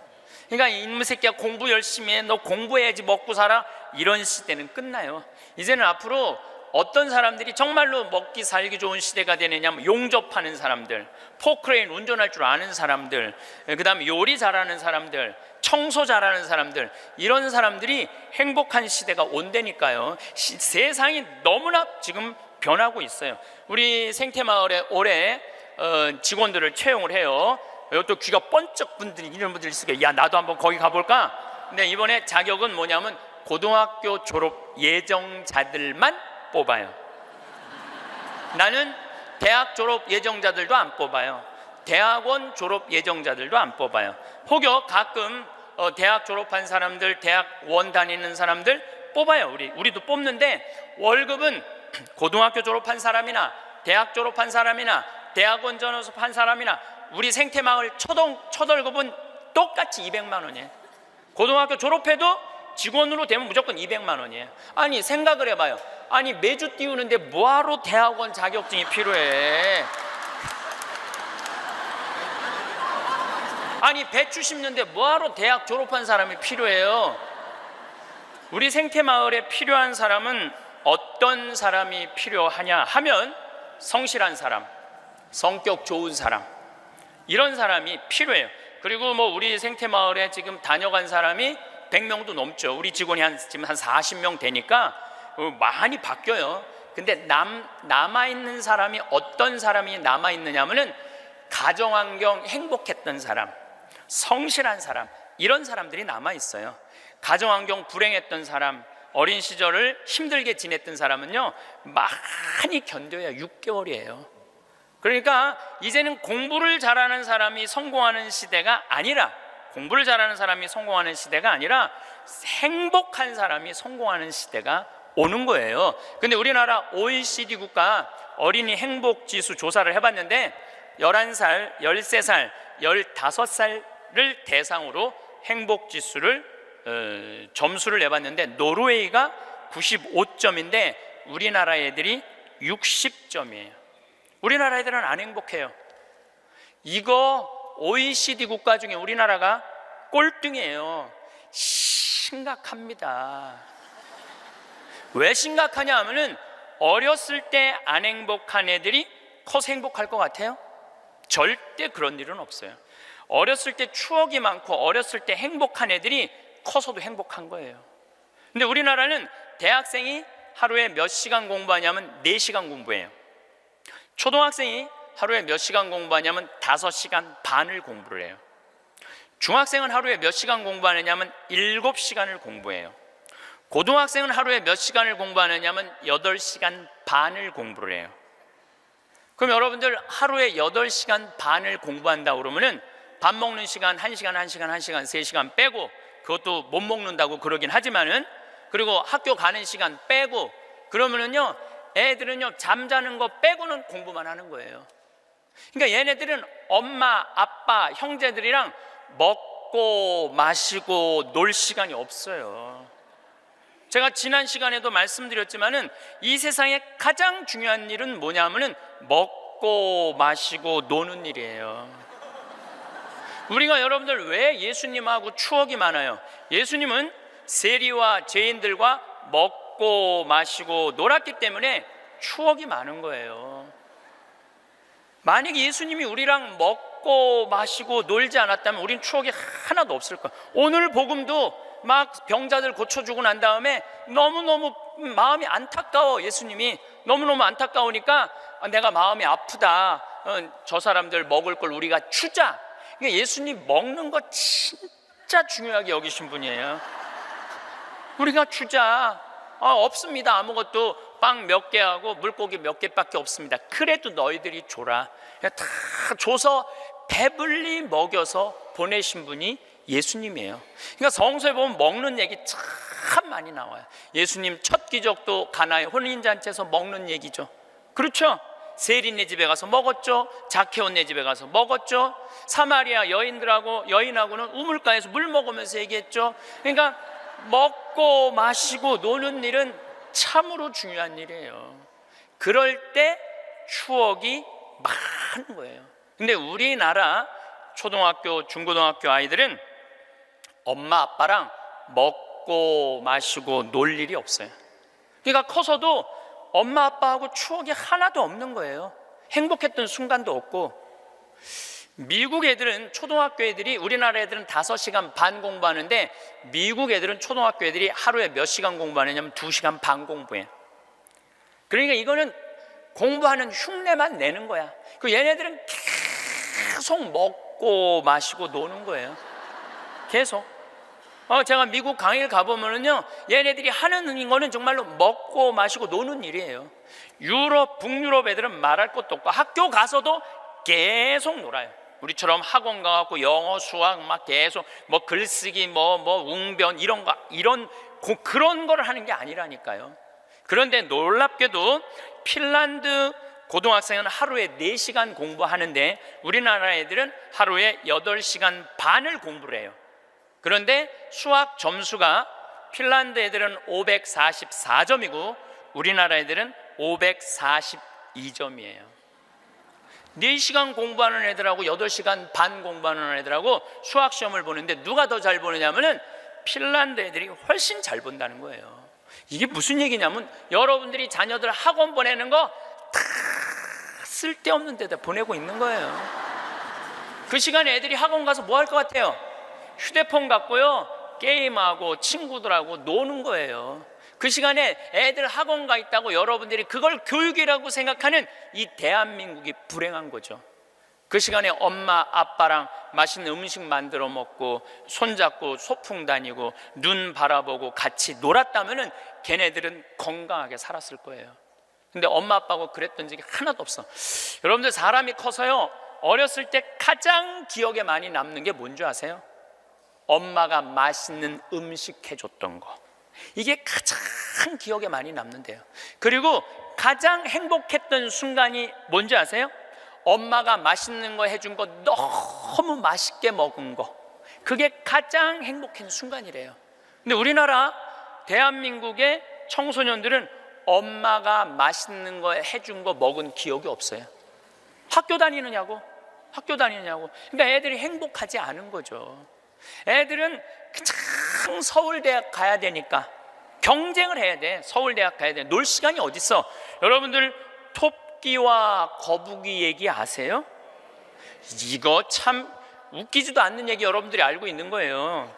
왜냐하면 토끼하고 거북이하고 시합을 했는데 어떻게 거북이가 이겨요? 말도 안 되잖아요. 말도 안 되는 얘기예요. 어떻게 거북이가 이겨요? 이렇게 발바닥도 땅바닥에 있고 이렇게 가는 거북이가 그냥 뛰어다니는 토끼를 어떻게 이겨요? 2000년 전 이솝우화 얘기예요. 그러니까 2000년 동안 사람들은 거북이가 빠른 줄 알고 있어. 사람들은. 근데 요즘 새로운 일이 벌어졌어요. 그 후손 토끼가 생각해 보니까 너무 자존심 상하는 거야.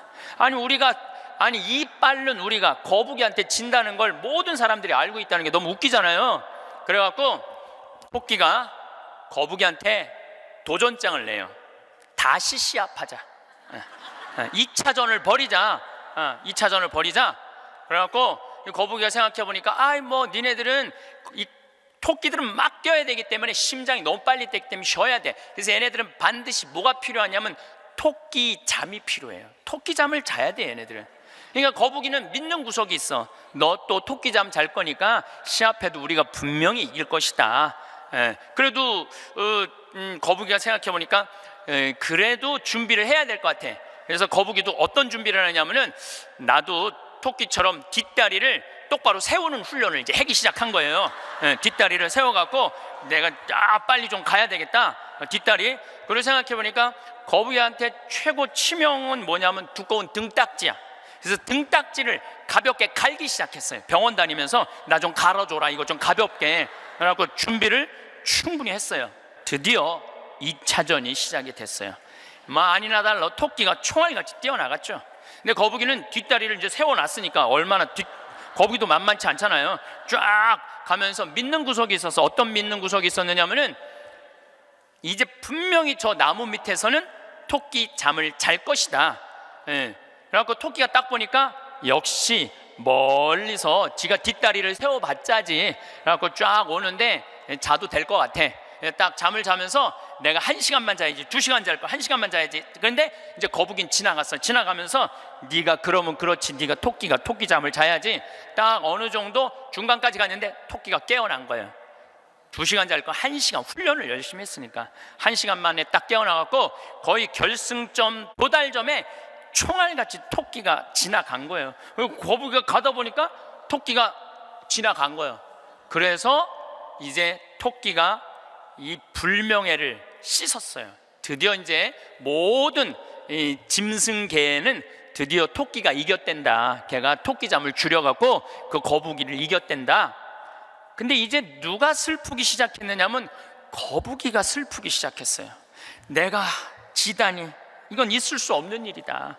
내가 2000년 동안 거북이의 그 성실성 하나로 거북이가 토끼를 이겼다고 모든 세상이 다 알고 있는데 내가 이게 지다니, 이건 있을 수 없는 일이다.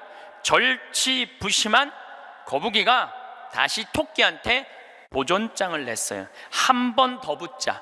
3세판이다. 3세판. 한 번 더 붙자. 토끼가 그래? 뭐 그러면은 귀양 내가 명예를 씻으려면 완전히 씻어야 되니까 한 번 더 붙자. 이번에 거북이는 아무리 생각해도 뒷다리 갖고는 안 될 것 같아. 앞다리까지 세우는 훈련을 한 거야. 이거를 이렇게 똑바로 세우는 훈련을 한 거야. 그래갖고 정말 피나는 훈련을 해갖고 근육을 다 세웠어요. 그리고 생각해보니까 이 등딱지는 갈아서 될 게 아닌 것 같아. 현대 세계가 왔으니까 그 저기 우주 비행선에 쓰는 아주 가벼운 합금판 뚜껑이 있다는 얘기를 듣고 그걸 가갖고 갈았어요. 이제 이 뚜껑을 너무너무 가볍게. 토끼 못지않게 이제 이 속력이 났어요. 근데 거북이가 아무리 생각해도 그거 갖고 안 될 것 같아. 그래서 마지막 한 수를 가지고 있었어요. 분명히 토끼가 저 나무 밑에서 잘 거니까 저 나무 밑에 수면제를, 이 분말가루를 설치를 해둬갖고 리모컨으로 터트리면은 완전히 내가 보낼 수 있다. 비장의 카드까지 준비해놓고 이제 도전장을 내민 거죠. 토끼는 아무리 생각해도 이번에 지면은 이 다시는 회복할 수 없을 것 같아요. 그래갖고 토끼는 어떤 훈련을 했느냐 하면은, 어떤 훈련을 했냐면 토끼잠을 안 자고 목표 지점까지 가는 훈련을 했어요. 토끼잠을 안 자고. 그래갖고 드디어 3차전이 벌어졌어요. 3차전이 벌어져갖고 출발을 했는데 토끼가 보니까 거북이가 옛날엔 뒷다리만 세웠는데 이제는 앞다리까지 세워갖고 뛰는데 이게 만만치가 않은 거예요. 내가 정말로 자면 안 된다, 죽어라고 뛰면서 나무 밑에 도착했는데 너무 졸렸지만 그걸 극복하고 뛰어갔어요. 아니 리모컨까지 다 설치하고 이제 터트리기만 하면 이제 완전히 재워갖고 그 토끼잠으로 이기려고 그랬는데 리모컨 터트릴 시간이 없는 거예요. 이건 해보지도 못하고 져버렸어 거북이가. 그러니까 거북이가 뭐가 왔느냐면 우울증이 왔어요.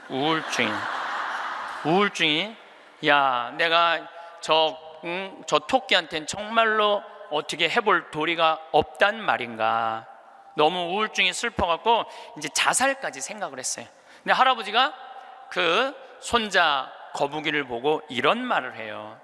거북아, 손자야, 슬퍼하지 말아라. 너 토끼가 몇 년 사는 줄 아냐? 잘 모르는데요. 토끼는 그렇게 죽어라 하고 뛰기 때문에 토끼 수명은 7년이다. 7년. 근데 우리 거북이들은 수명이 얼마인 줄 아냐? 우리 거북이들은 할아버지가 지금 몇 살이에요? 내가 지금 190살이다. 우리 거북이는 느리기 때문에 수명이 200살이다. 너는 느린 게 네 본질인데 왜 토끼 이기려고 그 되지도 않는 뒷다리 앞다리 세우고 왜 그렇게 인생을 힘들게 사느냐. 너는 천천히 사는 게 너의 운명이다.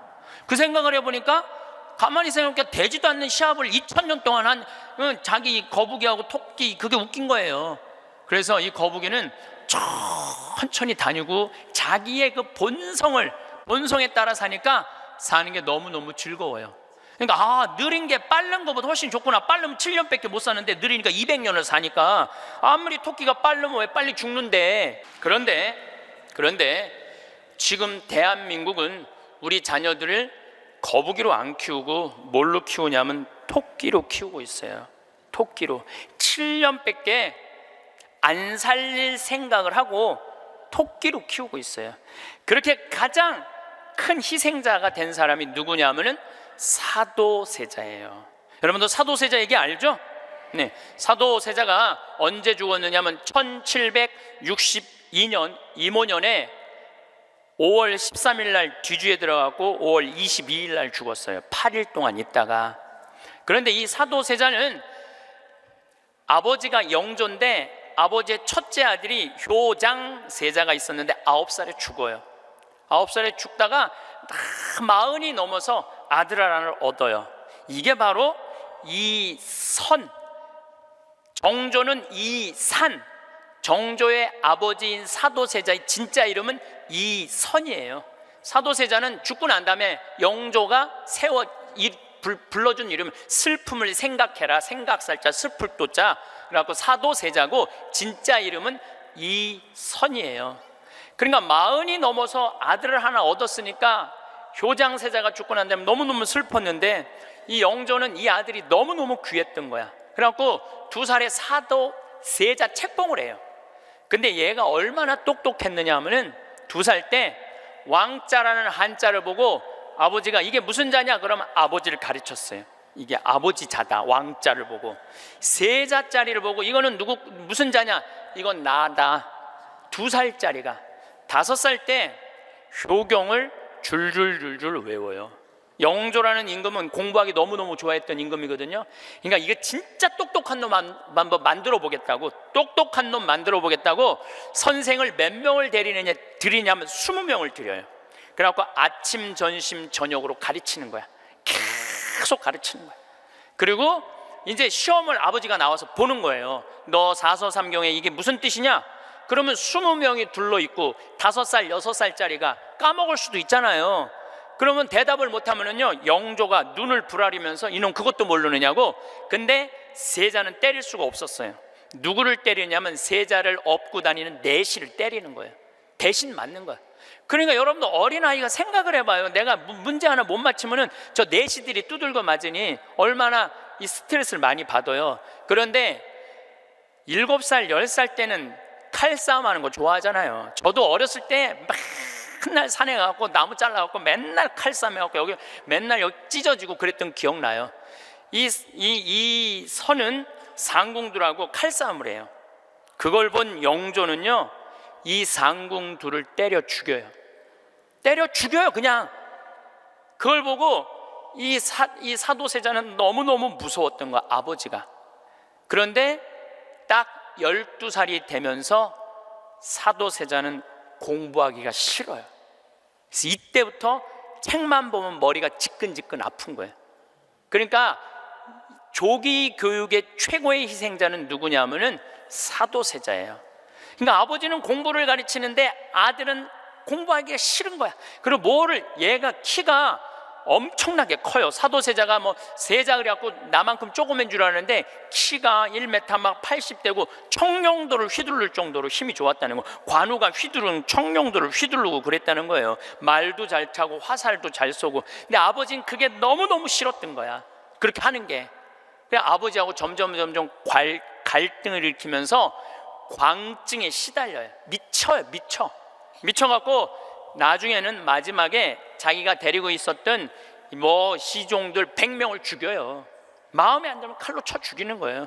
나중에 무당하고도 살고 비구니 스님하고도 살고 도저히 아버지가 컨트롤할 수 없을 정도로.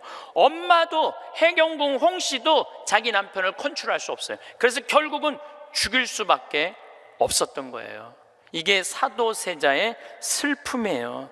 이게 조기교육의 희생자예요. 조기교육의 희생자. 그런데 이 사도세자도 내가 보기엔 딱 7년 만에 돌은 거야. 토끼처럼 7년 만에 돌은 거예요. 근데 여러분들도 초등학교 1학년 때부터 애들 어떻게 해요? 영조가 20명 선생 된 거나 여러분들이 학원 애들 10개, 12개 보내는 거나 다를 바 하나도 없어요. 애들 미치게 만드는 거예요. 그러면은 언제까지가 애들이 엄마가 시키는 대로 따라하느냐면 중학교 1학년 때까지는 딱 시켜요. 해요. 근데 딱 그 7년이 지나고 나면 애들 눈빛이 쫙 꺾어지기 시작해요. 네. 중학교 2학년만 되면은 눈빛이 싹 돌아가기 시작해요. 돌아가기 시작하면 그때부터 애들은 미치는 거예요. 근데 여러분들 이게 웃을 일이 아니에요. 그 미치는 애들이요 한둘이 아니에요. 참 많아요. 그럼 이때부터는 엄마도 컨트롤이 안 되는 거예요. 아버지도 컨트롤이 안 되는 거예요. 그리고 얘는 행복했던 순간이 하나도 없었던 거야.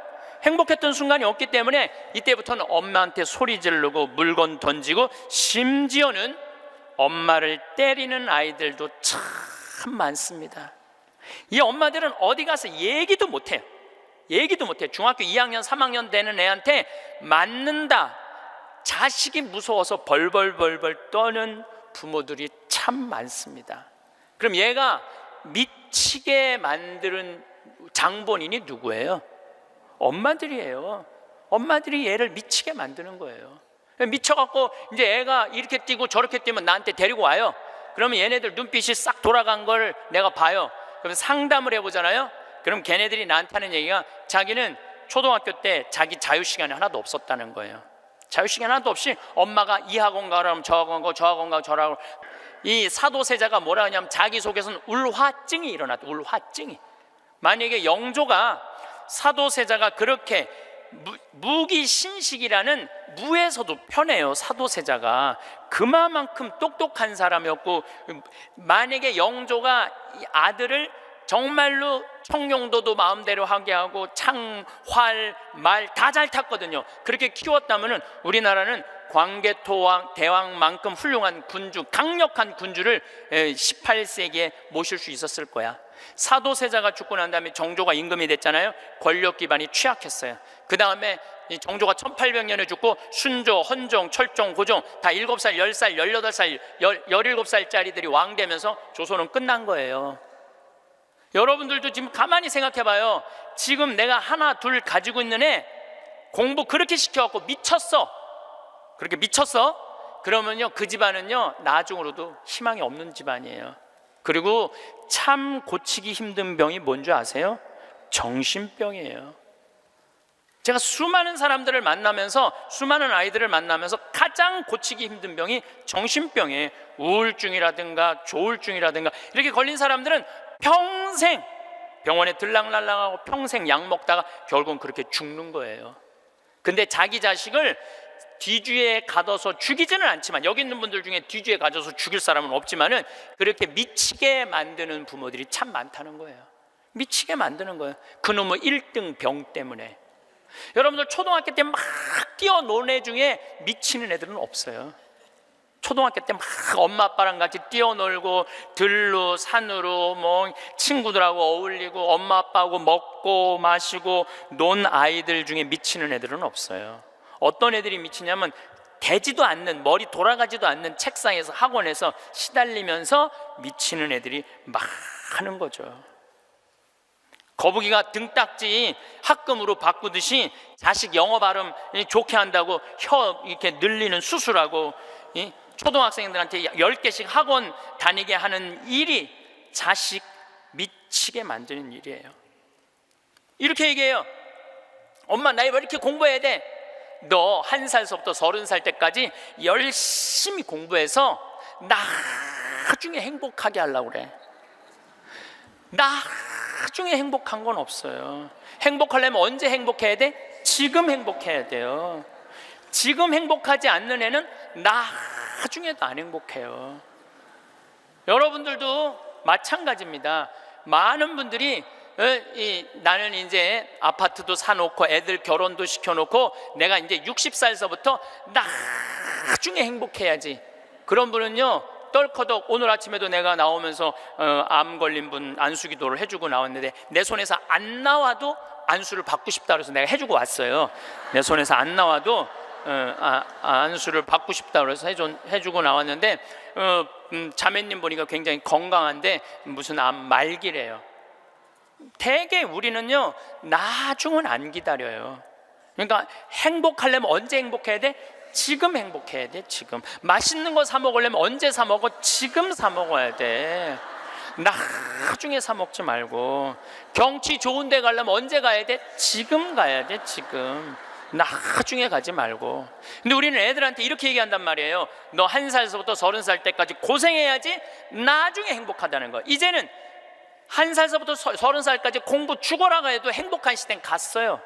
이제 교수대도요 일자리 치열합니다.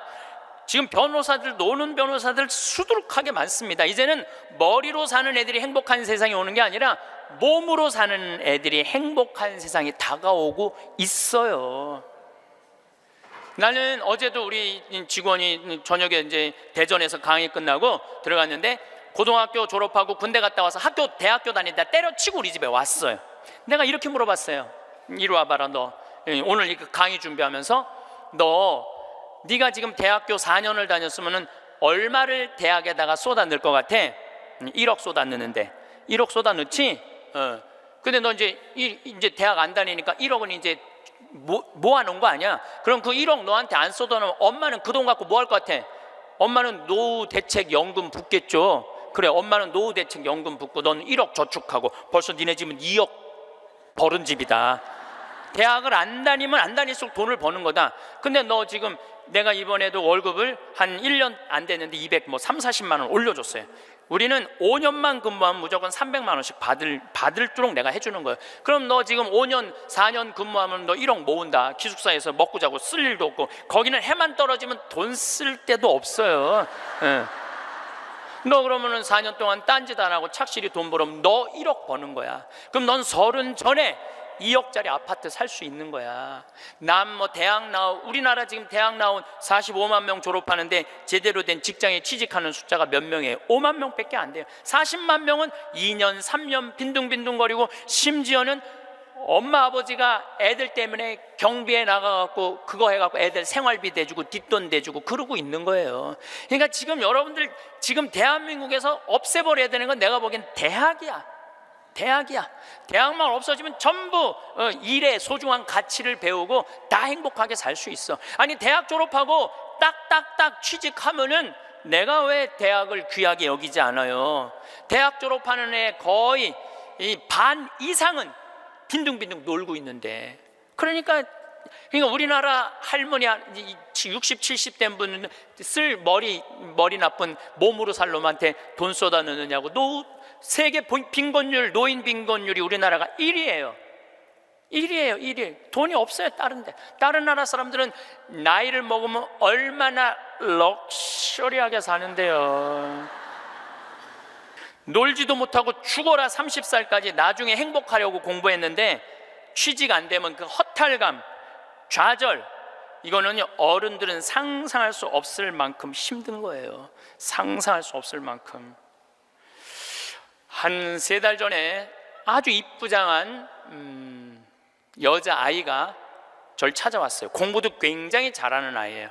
공무원 시험을 보는데 계속 3번인가 4번 떨어진 거예요. 너무너무 좌절감, 우울증에 시달려있는 아이예요. 그래서 날 찾아왔어요. 그래서 내가 얘기했어요. 꼭 공무원을 해야 되냐? 꼭 좋은 회사를 가야 되냐? 그냥 내가 즐겁게 일하고 그냥 행복하게 살면 되지 왜 그 힘든 목표를 세워놓고 계속 좌절감을 느끼느냐? 넌 좀 오늘을 좀 행복하게 살아라. 근데 이 친구가 며칠 전에 저한테 메시지 했어요. 신부님, 저 취직했어요. 너무너무 행복해요. 눈높이를 조금만 낮추면 우리는 지금 행복할 수 있는데 항상 나중에 행복하려고 눈높이를 너무 높여갖고 그것도 못하고 이것도 못하고 저것도 못하는 거예요. 그러니까 우리나라 애들 1살서부터 30살까지 안 행복해. 그럼 30살서부터 60살은 행복해요? 30살서부터 60살? 안 행복해. 왜 안 행복하냐면 이 30살서부터 60살들은 자기 인생이 없어. 왜냐면 1살서부터 30살 된 자식들 뒷바라지 않으냐고 자기 인생이 없는 거야.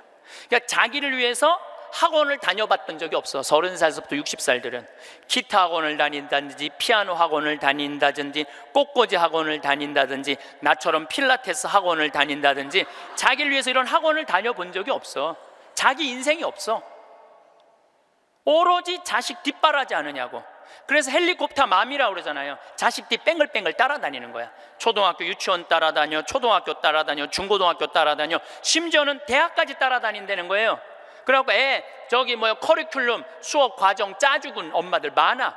그리고 학점이 조금 나오면 교수한테 가서 따진다는 거. 우리 애 학점이 왜 이것밖에 안 주느냐고. 나중에 취직하려면 학점이 높아야 되는데. 군대도 뺑글뺑글한데요. 요즘 카카오톡이 돼갖고 엄마들이 애들 군대 생활을 볼 수 있대요. 그럼 애가 좀만 얼굴이 이상하면은 그 상사한테 그런데요. 왜 우리 애 얼굴이 이러느냐, 뭐가 문제가 있느냐. 그러니까 그 군대 가서도 엄마가 애를 책임져 주는 거야. 그래서 요새 군대 저기 상사님들이요, 사병 돌보는 일보다 사병 엄마 돌보는 일이 더 바쁘대요. 심지어는 회사까지 따라다니는 거야. 애가 회사에 취직을 했는데 대리 진급을 못하면 부장한테 가서 따진다는 거. 우리 애가 뭐가 모자라서 대리 진급을 못하느냐고. 평생 자식주의를 뺑글뺑글 따라다니는 걸 뭐라고 그러냐면 헬리콥터 맘이라고 그래요. 헬리콥터 맘. 또 아버지들은 요즘은 많이 줄어들었지만 한동안은 기러기 아버지가 40만 명까지 있었어요. 40만 명 기러기 아버지가. 이 기러기 아버지들은요, 자식들 한 달에 부인 것까지 하려면 700에서 1000만 원을 보내줘야 돼. 그러면은 보통 10년 정도 가 있으면요, 이 기러기 아버지는 10년 동안 인생이 하나도 없는 거예요. 자식도 없고 아내도 없고 돈도 없는데 뭐 돈만 버는 기계로 사는 거야. 그러니까 자기 인생을 못 사는 거. 30살에서부터 60살들은 자기 인생이 없는 거예요. 근데 문제는 60살 때 30살 된 자식이 이렇게 말합니다. 엄마, 이제 엄마 인생 살아. 자기를 위해서 살아봤던 적이 없는데 내 인생을 살으라는 거야. 살 줄을 모르는데. 30살에서부터 60살은 뭐 해야 되는 나이냐면요, 자아실현해야 되는 나이야. 자아실현이라는 게 뭐예요? 자기의 능력을 쓰는. 오늘 물이 없는데 여기 물을 하나 갖다 놓으면 내가 이 물을 안 먹었으면은 이 물은 자아실현하는 물이에요, 자아실현 안 하는 물이에요? 자아실현 안 하는 물이에요. 내가 먹어줘야지 자아실현이 되는 물이에요. 자아실현이 되는 물이에요. 여러분들이 샴푸를 하나 샀어. 그럼 샴푸를 사면은 그 샴푸를 한 방울까지 다 쓰면은 여러분들 기분 좋아요, 안 좋아요? 그 샴푸는 나한테 와서 자기 능력을 다 썼어요, 안 썼어요? 그럼 자아실현 한 거야, 안 하는 거예요? 자아실현 한 거죠. 내가 요즘 목욕 가방에 샴푸 하나 다니는데 요만큼 남았어. 그 짜서 쓸 때마다 기분이 너무 좋아요. 너 이제 자아실현 다 돼가는구나. 이제 자기 능력 다 썼으니까. 우리 사제관에 개가 한 마리 있어요. 문수라는 개가 있는데 얘가요, 딱 사제관에 도착하면은요, 총알같이 튀어나와요, 자기 집에서. 그리고 요만한 개가 내 가슴까지 뛰어 올라와요. 그리고 놀라운 거는요, 얘가 사제관에 신부들이 오면 안 물고 안 짖어요. 근데 여자들만 오면은 잡아 먹을 듯이 짖어요, 진짜로. 그리고 막 엉덩이고 허벅지고 다 깨물어요. 얘 자아실현 하는 게예요, 자아실현 안 하는 게예요? 자아실현 하는 게예요. 근데 우리나라 30살에서부터 60살 된 많은 분들은 자기 능력을 안 써요. 자기 능력을 안 쓰고 자식만을 위해서 살아요. 근데 60살에서부터 엄마 인생을 살려고 그러면은 자기 능력이 뭔지를 모르는데, 그러니까 사는 게 재미가 하나도 없는 거야. 사는 게. 인생은요, 재미있어야 돼, 의미가 있어야 돼. 이 두 가지가 같이 가야 돼. 재미와 의미가 같이 가야 돼. 그런데 내가 기타를 잘 쳤다면 기타 치러 온 세상 돌아다니고, 꽃꽂이 했다면 온 성당에 꽃꽂이 하러 다니고, 뭐 춤췄다면 춤추러 다니고 이럴 텐데 나를 위해서 한 게 하나도 없는 거야. 그러니까 사는 게 재미가 없는 거야. 60살에서부터 100살까지 어떻게 살아? 그러니까 우리는 1살에서부터 30살도 안 행복하고 30살에서부터 60살도 안 행복한 거예요. 그럼 60살에서부터 100살은 행복하냐? 이 얘기는 이제 다음 시간에 하도록 하겠습니다. 오늘도 황창현 신부님의 행복특강 잘 들으셨나요? 이어서 나이 들수록 들으면 도움이 되는 지혜의 말씀을 들려드리겠습니다. 50대 이후에 얼굴이 피고 더 잘 나가는 사람들에게 공통점이 있을까요? 네, 있습니다. 부와 가난은 대물림 된다는 말이 있습니다. 안타깝게도 그런 경우가 많습니다. 출발 지점부터 다르니까 당연한 거 아니냐고 생각하시죠? 네, 그것도 맞습니다. 그런데 더 중요한 것이 있습니다. 바로 습관입니다. 성공한 사람의 자녀는 성공의 습관을, 실패한 사람의 자녀는 실패의 습관을 배웁니다. 지금까지 별로 건강하지도 행복하지도 못했다면 안타깝지만 앞으로도 그럴 확률이 높습니다. 이 말을 바꿔서 말하면 습관만 바꾸면 선천적인 격차도 극복하고 지금까지 살아온 인생을 180도 바꿀 수 있다는 뜻입니다. 어릴 적에는 가난했지만 이후에 자수성가를 이루어내고 말년에 더욱 잘 풀린 수많은 사람들이 이를 증명합니다. 성공도 건강도 행복도 모두 습관입니다. 내 삶의 습관을 건강하고 성공한 행복한 사람들처럼 뜯어 고쳐야 합니다. 머릿속의 사고방식을 완전히 개조해야 합니다. 이 습관을 바꾸려면 어떻게 해야 할까요? 첫째, 긍정적으로 생각하라. 성질내는 사람은 젊을 때나 늙어서나 성질내고 잔소리하는 사람은 평생 합니다. 습관이라는 게 잘 안 바꾸어집니다. 바꾸려고 해도 작심삼일로 끝납니다. 이 삶의 습관을 바꾸는 것을 수행이라고 합니다. 쉽게 얘기하면 괴로워하는 것도 습관입니다. 본인은 괴로울 일이 있어서 괴롭다고 하지만 옆에서 구경하면 별일이 아닌 것도 무척이나 괴로워합니다. 부정적으로 생각하는 습관을 버리십시오. 무조건 긍정적으로 생각하세요. 뇌과학자들이 밝힌 바로는 우리 뇌는 기본적으로 사물을 부정적으로 본다고 합니다. 맞는 말인지는 모르겠지만 저는 동의합니다. 대부분의 사람들이 세상을 부정적으로 보고 있으니까요. 예를 들어서 우리의 아이가 30명 중에 15등을 합니다. 그러면 부모는 우리 아들이 중간밖에 못해요라고 말할까요? 아니면 그래도 중간은 해요라고 말할까요? 중간도 못한다 이렇게 부정적으로 말합니다. 예를 들어서 꼴등인 아이가 있다고 합니다. 부모가 우리 아이가 꼴찌인데 그래도 학교는 잘 다녀요. 이러면 긍정적인 사고인 것입니다. 우리가 부정적인 사고를 하는 이유는 모든 기준을 본인에게 두어서입니다. 본인이 학교 다닐 때 중간쯤에도 결혼해서 잘 사는데 우리 아이가 중간만 하면 그래도 부모보다 낫다고 생각하면 될 텐데 우리 아이는 1등을 해야 한다고 닥달하는 것입니다. 또는 본인이 학생 때 1등을 했었는데 지나고 보니까 그 정도로 열심히 안 해도 어른이 되어서 사업해서 대박나고 나보다 잘 사는 얘들 많더라. 이렇게 생각할 수도 있는 것입니다. 학생 때는 내가 아는 것이 세상의 전부인 줄 알았는데 지나고 보니 별것 아니더라. 아쉬우면 다음에 더 잘해보자. 이렇게 생각해야 합니다. 그런데 예전에 잘 못 산 것 가지고 지금 와서 꾸짖고 계속 매여 있으면 발전이 없습니다.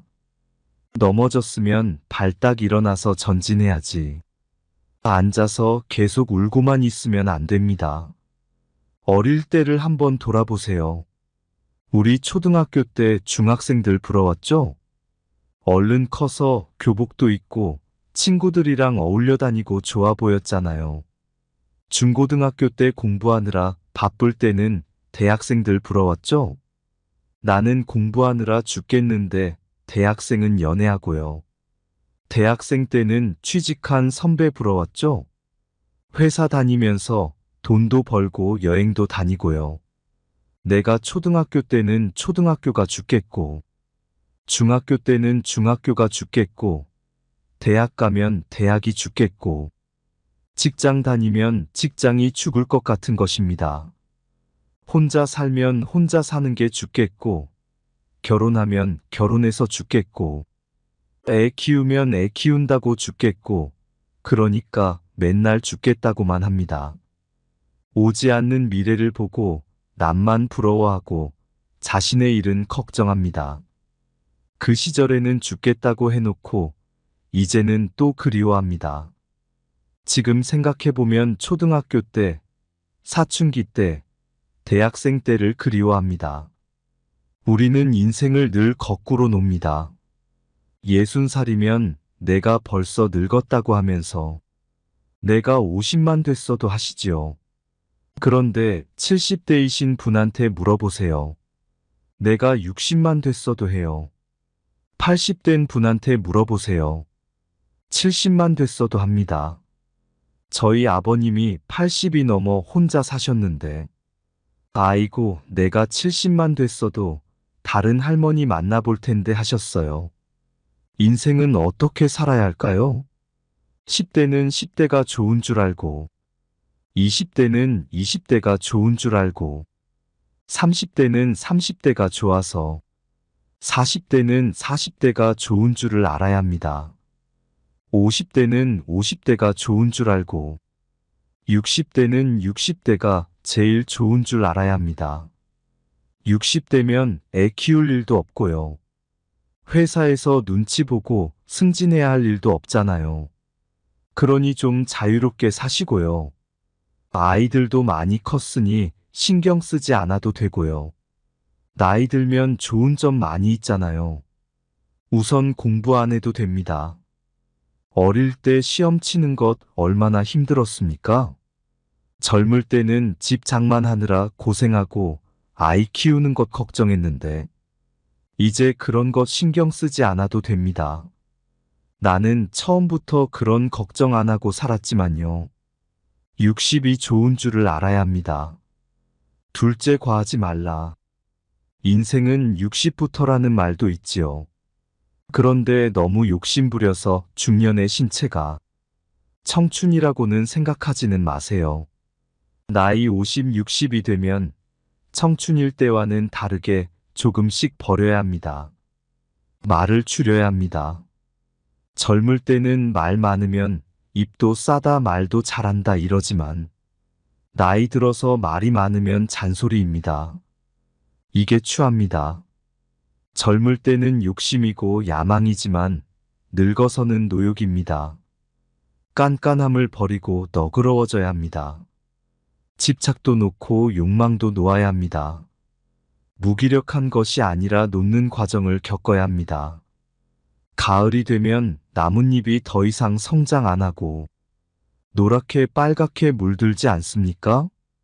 물드는 과정입니다. 잘 물든 단풍은 봄꽃보다 더 예쁜 것도 있습니다. 잘 익으면 참 보기 좋습니다. 사람이 점잖아 보이고 여유로워 보입니다. 너그럽게 베풀 줄도 알고 침묵할 줄도 알아야 합니다. 물끄러미 봐줄 줄도 압니다. 걸음걸이도 천천히 우아하게 점잖습니다. 잘 익으면 우아하게 연륜이 있어 보입니다. 호박이 익어야 맛이 있는 것처럼요. 이런 식으로 늙음을 약간 즐길 줄 알아야 합니다. 본인이 90살까지 살 것이라고 정해놓지 말고 내일 죽어도 후회 없을 만큼 오늘을 살아야 합니다. 늙으면 몸이 아픈 게 정상입니다. 건강해야 한다고 생각하면 안 됩니다. 현실에 안 맞는 생각을 하면 걱정만 됩니다. 늙으면 다리가 아픈 것이 정상이고, 눈이 안 보이는 게 정상이고, 귀가 안 들리는 게 정상입니다. 그러면 잘 보이면 고맙다 다행이다. 이게 특별한 케이스니까 고맙게 생각해야 합니다. 안 보이는 게 정상이에요. 이런 식으로 받아들여야 합니다. 절대로 욕심을 부리면 안 됩니다. 과식도 안 되고 과욕도 안 되고 과음도 과로도 안 됩니다. 젊을 때는 과로로 쓰러져도 며칠 휴식하면 되지만 늙으면 가을 날씨 어떤가요? 비가 오면 비 올 때마다 기온이 뚝뚝 떨어집니다. 봄에는 비가 한 번 올 때마다 따뜻해지는데 가을에는 비가 올수록 점점 추워집니다. 늙어서 과로하면 더욱 빠른 속도로 노화가 재촉됩니다. 늙어서는 무엇이든지 과하지 않도록 조정해야 합니다. 뭐든지 일도 적당히 내가 원래 하루에 8시간씩 일했다면 이제는 6시간씩 줄여야 합니다. 이런 식으로 맞춰서 늙어가면 젊은 사람보다 훨씬 좋습니다. 건강하게 제 힘으로 사는 것이 가장 좋습니다. 숨 넘어갈 때까지 방 청소도 내가 하고 밥도 내가 해먹는 게 가장 큰 행복입니다. 한번 병원에 누워 있어 보세요. 남이 밥을 떠먹여주면 좋아 보이나요? 내 손보다 더 효자 없고, 내 입보다 더 효자 없고, 내 학문보다 더 효자 없습니다. 그러니까 내 몸이 가장 효자니까. 젊은 날 동안 신나게 사시고 늙어서 병들어서 산소호흡기 붙여서 하루 이틀 더 살려고 욕심 부릴 필요 없습니다. 살았을 때 죽으려고 자살하려는 생각하지 말고, 살았을 때는 삶을 만끽하고 때가 되면 기꺼이 죽어주는 게 좋습니다. 자꾸 옛날에 잘 나가던 때를 생각하면 경제적으로도 어렵고 몸도 안 따라주니 속상할 수도 있겠지만 우리나라에서는 걱정 없습니다. 미국에 가보니 병원비가 비싸서 치료도 못 받습니다. 우리나라는 돈이 없으면 정부가 다 해결해 줍니다. 그러니 너무 걱정하지 마십시오. 저 젊을 때는 자기 가진 재능을 팔아서 돈 열심히 벌고 연세 60 넘으시면 강의를 하셔도 무료로 하시고 봉사도 하고 옆에 사람도 도와주고 내가 나서서 무슨 역할을 하기보다는 젊은 사람이 하도록 와이프가 하도록 다른 사람이 빛나도록 도와주는 역할을 하면 훨씬 보람된 인생일 것입니다. 여러분의 습관을 점검해 보세요. 긍정의 습관을 가지고 계십니까? 부정의 습관을 가지고 계십니까? 행복하고 잘 풀리는 인생을 원한다면 그것을 위해 합당한 노력을 해야 합니다. 하루아침에 고쳐지는 쉬운 일은 아닙니다. 그러나 누구나 할 수 있습니다. 내일 당장으로서도 끝날 수 있는 것이 인생이다라고 생각해야 합니다. 지금 살고 있는 것이 얼마나 큰 복이고 행운인지 현재 주어진 인연과 내가 가진 조건에 감사하게 됩니다. 내일 무슨 일이 생기더라도 만족할 만큼 오늘 하루를 부지런히 산다면 날이 갈수록 더욱 향기롭고 감사한 삶을 살게 될 것입니다.